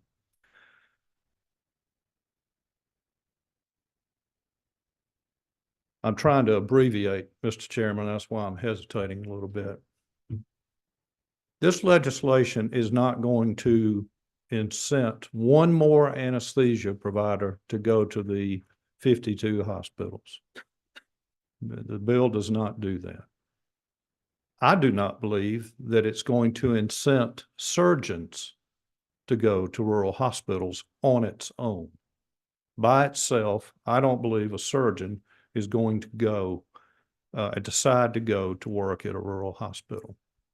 And I would have to say to you, would you want a family member in rural Georgia to be under the care of a surgeon who is operating on them, who would not take responsibility for that patient? Ultimately, it's the doctor's responsibility for the care of the patient. No, all of this testimony that was given about the doctors, the surgeon doesn't know how to do the anesthesia. Well, that's right. That's not the job of the surgeon. It's the job of the CRNA or the AA or the physician, the anesthesiologist. That's their responsibility. But it is the responsibility of the surgeon, when there is not an anesthesiologist present, for the overall care of that patient. That is current Georgia law. And in this bill, we see that being chipped away. We see 52 rural hospitals incented to get rid of the anesthesiologists that are there. I have a letter from the Georgia Society of the American College of Surgeons. You have it in your folder, that says surgeons in Georgia that are members of this organization want to retain and intend to retain responsibility for the care of the patients on which they are cutting. So surgeons that say they don't want responsibility, liability, are not surgeons that I think I would want to be cutting on me or a family member. Now, there's been claims about where anesthesiologists are practicing. And we have our chart also, but I want to talk to you about what's really happening in the marketplace. So there are 30 some odd hospitals, rural hospitals, where anesthesiologists and CRNAs are working together for the benefit of the patient. This is about the patient. But this legislation is not going to incent more physicians to go. In fact, I submit to you that it's going to equip the rural hospitals to get rid of anesthesiologists to save a buck. And it's going to happen on the backs of the patients. Now, let's talk about the market. Because what's happening in the market is driving more improvements in rural health care than anything in this bill or in a lot of the bills that go through here. Now, Representative Jaspers made such an important point that I hope to be able to summarize what you said, Mr. Chairman, and that is that the Rural Development Council has done a tremendous job of beginning the conversations and enacting legislation and funding that goes to drive more healthcare professionals to the rural area than anything that's been done in this building in at least 20 years. This is my 49th session. My first year when I worked for the House of Representatives, a big deal was the lack of care for mothers and our high infant mortality rate. I'm driving to the Capitol this year on the first day of the session, and I hear infant mortality is going to be a big issue this session. It takes a lot of pieces to improve healthcare in areas where the market simply cannot support improvement of healthcare. So what's the answer? Well, there's two things that I want to speak to you about. What is happening around the state is fascinating to me and really gives me optimism that in the area of surgical care, anesthesia care, you're going to see great improvement. I'll give you an example. Habersham County. The Gainesville Hospital has taken over that hospital in Habersham. The anesthesia group in Gainesville is taking over the responsibility of the anesthesia care in that new Habersham Hospital. That means the anesthesiologist will be directing anesthesia and perioperative care at that hospital. In Albany, at Phoebe Putney, you saw, heard the testimony of Dr. Sheff. He works at the Americas Hospital, but that's a Phoebe Putney hospital. And over time, as Phoebe Putney's administration can get in rhythm with that Americas Hospital, I was born in Americas, that was 2 hospitals ago. One the tornado took out, you'll recall. But when Phoebe Putney gets the rhythm with that hospital going, there will be anesthesiologists going there, and the more complicated surgeries will be done. In Habersham, more complicated surgeries will be done with anesthesia care. If you look in Macon, that anesthesia group there and the hospital has taken administration of some of the rural hospitals around Macon. Now, that hospital is not going to send out a team of anesthesiologists to do anesthesia care and procedures in that hospital right away. There's going to have to be a consideration of the amount of money it takes to have surgeries in those smaller hospitals. And the market just simply doesn't sustain it. Now, anesthesiologists have been vilified for not being at rural hospitals, but they're at 32 out of the 52. I think that's saying something. And then, the federal government incents the rural hospitals not to hire anesthesiologists and gives a larger payment for work done by CRNAs. Now, so the Georgia Society of Anesthesiologists, whose mission is to support physician-led healthcare, yes, is opposed to this legislation, and we urge you to defeat it. But it's not because anything that an anesthesiologist is going to gain. And in fact, last summer, Dr. Amanda Brown, who spoke to you, and other members of the GSA worked very hard to create an extensive list of recommendations of how to drive more healthcare providers to the rural areas. Not one of these recommendations was included in the Senate Rural Medical Personnel Recruitment Study Committee's final report. Not one. But I submit to you today and promise you today that the GSA is going to be in your face over the summer, urging you to look at these recommendations because they're doable. Mr. Chairman Jaspers, they're doable. They're things that the legislature can do right now to drive healthcare to the rural area. There are things that you can do working with our congressional members to improve the funding and the approach that the federal government has toward incenting more providers to go to the underserved areas. So I thank you for your time, and I just say to you that patients don't get one thing out of Senate Bill 460. They don't get a thing. And if a Chicago contract surgeons group says they don't want to be responsible for the care of their patients in rural Georgia, then all I can say is I hope you don't buy into that. Thank you.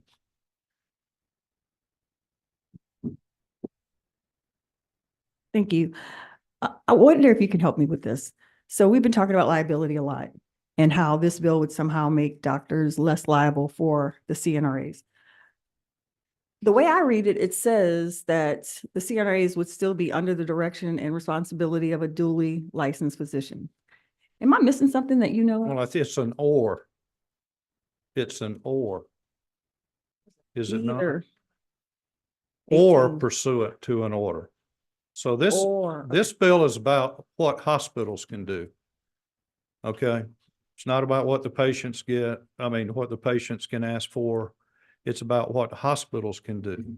And that is they can keep the current law where if there's not an anesthesiologist, surgery is done by a surgeon who is responsible and is directing the overall care of that patient. Physician oversight is what is potentially lost in this bill. It's not about surgeons doing anesthesia. The CRNAs are doing a good job with the anesthesia. It's about the overall care of the patient. So this language adds an option for rural hospitals. And what we know to be the case from watching this for many decades in more rural states is when the legislature incents rural hospitals to go with no oversight, you begin to see what anesthesiologists are in those letters, those areas be run off. You have another question from a representative? No, she waves. Well, thank you, Mr. Chairman. Thank We you. did have a request from a committee member that you could provide the document you just referenced. I will make sure that every members of this committee has it tomorrow. Thank you. Next, we have Ms. Wendy Clifton.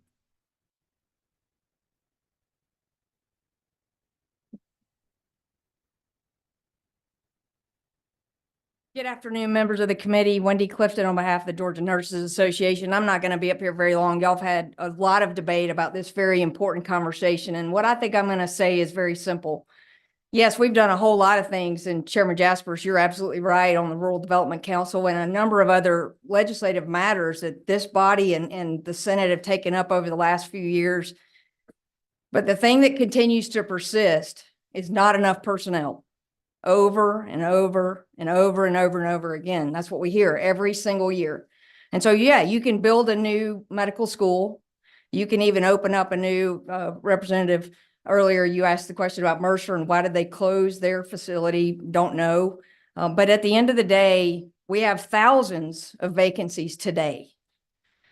If 25 plus, and I'm no expert on this, but I've just been sitting listening to the debate today. And if 25 plus other states have done something similar to this, I guess I'm concerned or questioning, where is the hesitation? If the CRNAs are qualified to do the job, which apparently they are, they've been doing it. And Mr. Tony just said, the CRNAs do a great job. So at the end of the day, if this would help rural hospitals, I find it hard to believe that you would want to vote no.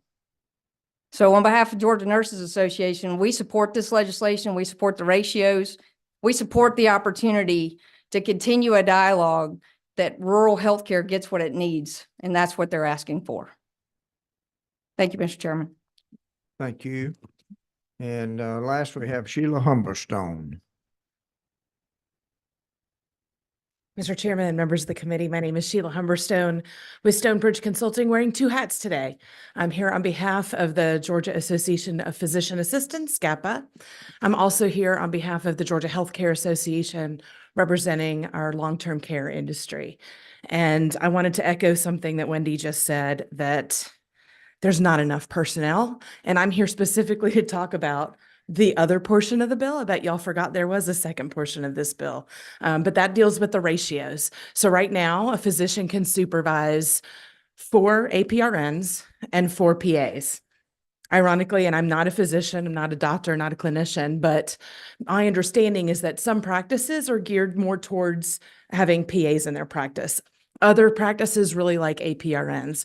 What this bill does is instead of having 4 and 4, it says that that physician can have 8 advanced practice providers made up of kind of any makeup that they like. So it could be 8 and 0, 8 PAs or 8 APRNs. It could be 4 and 4. It could be 2 and 6.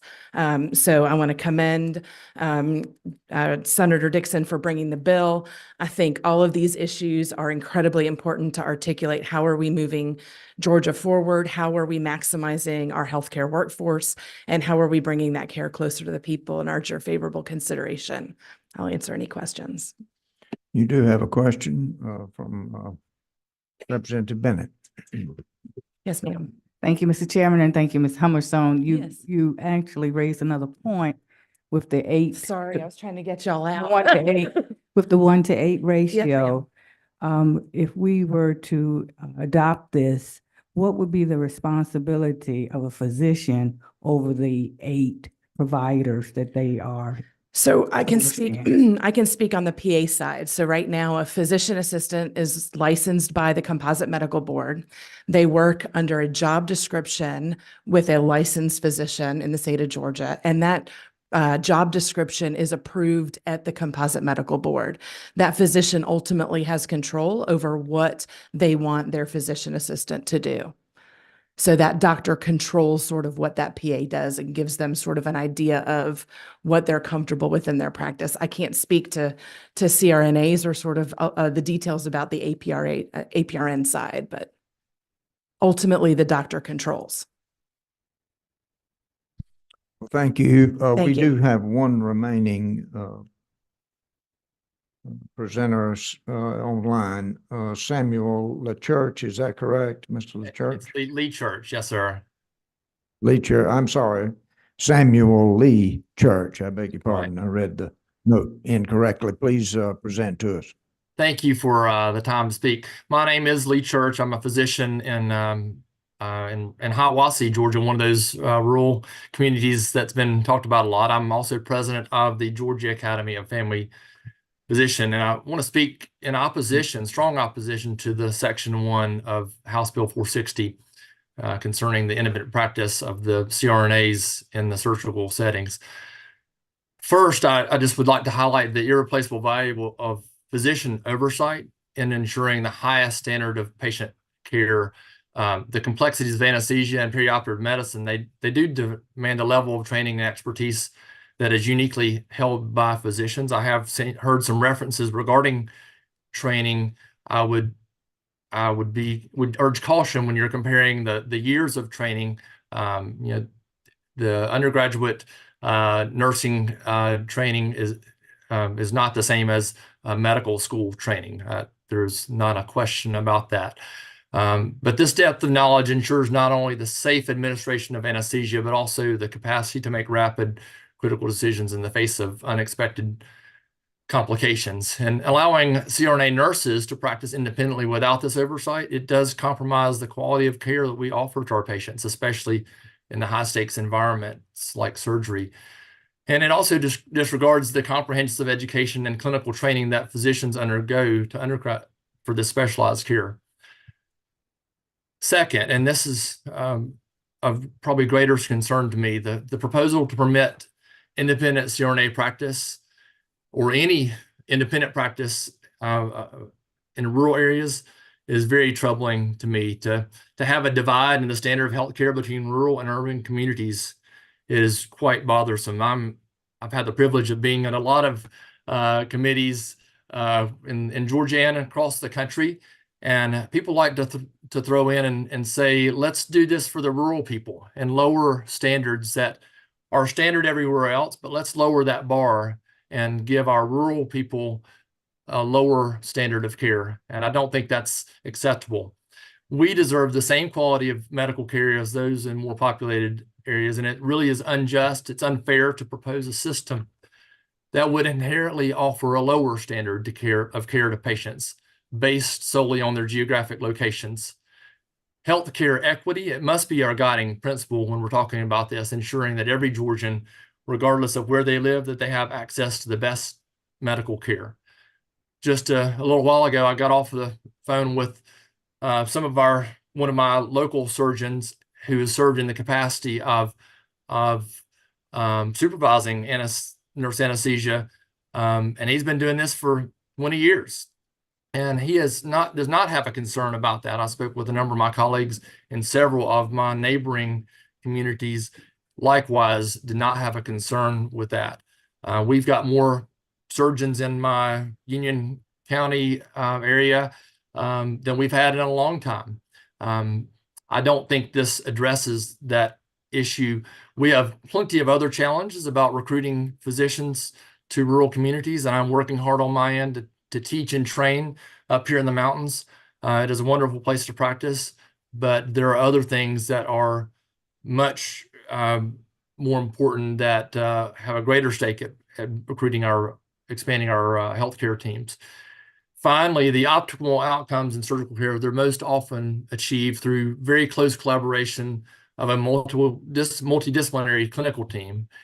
That includes surgeons, anesthesiologists, and CRNAs, and other healthcare professionals that are working in concert. So if we fragment this team by removing physician oversight, not only does that undermine the quality of patient care, but it diminishes the collective expertise that is instrumental in navigating the complexities in surgery. So I'll conclude my remarks, and thank you for sticking with me to this late hour of the day. While we recognize the intent behind Section 1 of House Bill 460 to address healthcare provider shortages in rural areas, the solution is not to compromise patient safety or quality of care, and we would urge the committee to consider alternative measures that strengthen rather than weaken the collaborative care model that has been a successful cornerstone around the country and up here in the mountains for many years, and I hope for years to come. So I appreciate your attention. I'm happy to address any questions from my perspective in the rural community. Well, thank you, Doctor, for your presentation. You have no questions. I spoke too quickly, Doctor. Hold on. We have two questions.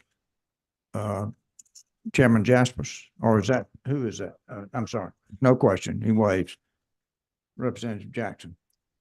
Mr. Chairman, I don't have a question for the doctor. I appreciate his perspective, but I do want to remind this body that as it relates to the ratio that was mentioned, we passed House Bill 1046 with the ratio language. Just wanted to remind this body of that. Representative McDonald. Thank you, Mr. Chairman. Of course, it's highly debated. I think truck weights still have us as far as the length of and I've unfortunately been on both. A lot of calls over the past week and a half, 2 weeks on this issue, and living in Forsyth County, I've had a lot of calls from local anesthesiologists. I've had even some of them try to pull. I was a SA after you at Georgia, and that didn't work too well.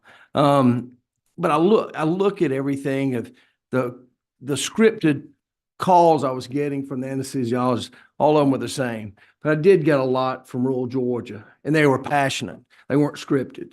And so I really want to kind of express that. Being a guy that I jockeyed an ambulance for over 3 years at St. Mary's Hospital and in Athens, and then 27 years as a fireman, I listen to a lot about direction, supervision, and responsibility. I'd have a lot of doctors jump in the back of my bus and want to tell me what to do and give me direction. But end of the day, my supervisor was who I reported to, but the responsibility fell on me. When I got to that hospital, I'm the one that was having to sign that PCR. So I really, I look at that word responsibility. I think that's important in this bill. And at the proper time, I'd like to make a motion to pass. Thank you. We've had a lot of testimony, of course, good presentation by the two senators involved and many questions of them, and then excellent presentation from many people and many, many questions. So I think it has been thoroughly explored. And at this time, the chair will entertain a motion.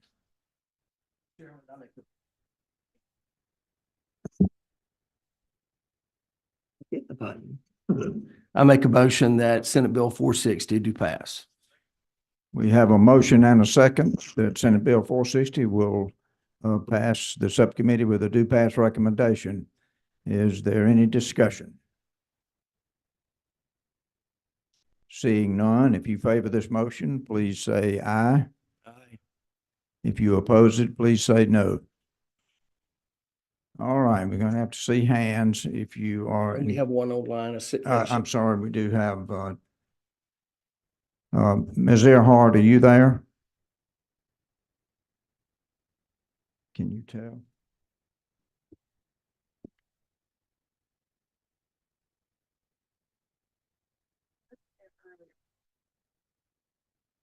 Representative Earhart, are you online?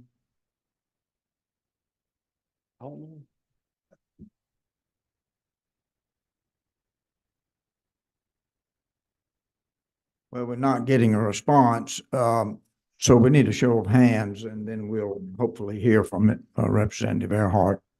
If you favor the motion, please raise your hand. You have 3 yeses. Jenny just texted me. She's, Is Jenny, yeah. Thank you, she's Mr. Chairman. I don't know if you can hear me. I was having trouble with my unmute.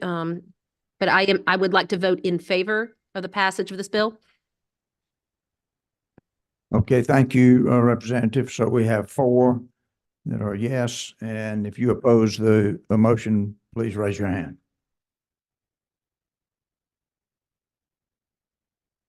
5. And the motion is defeated. Well, thank you, ladies and gentlemen, for being here.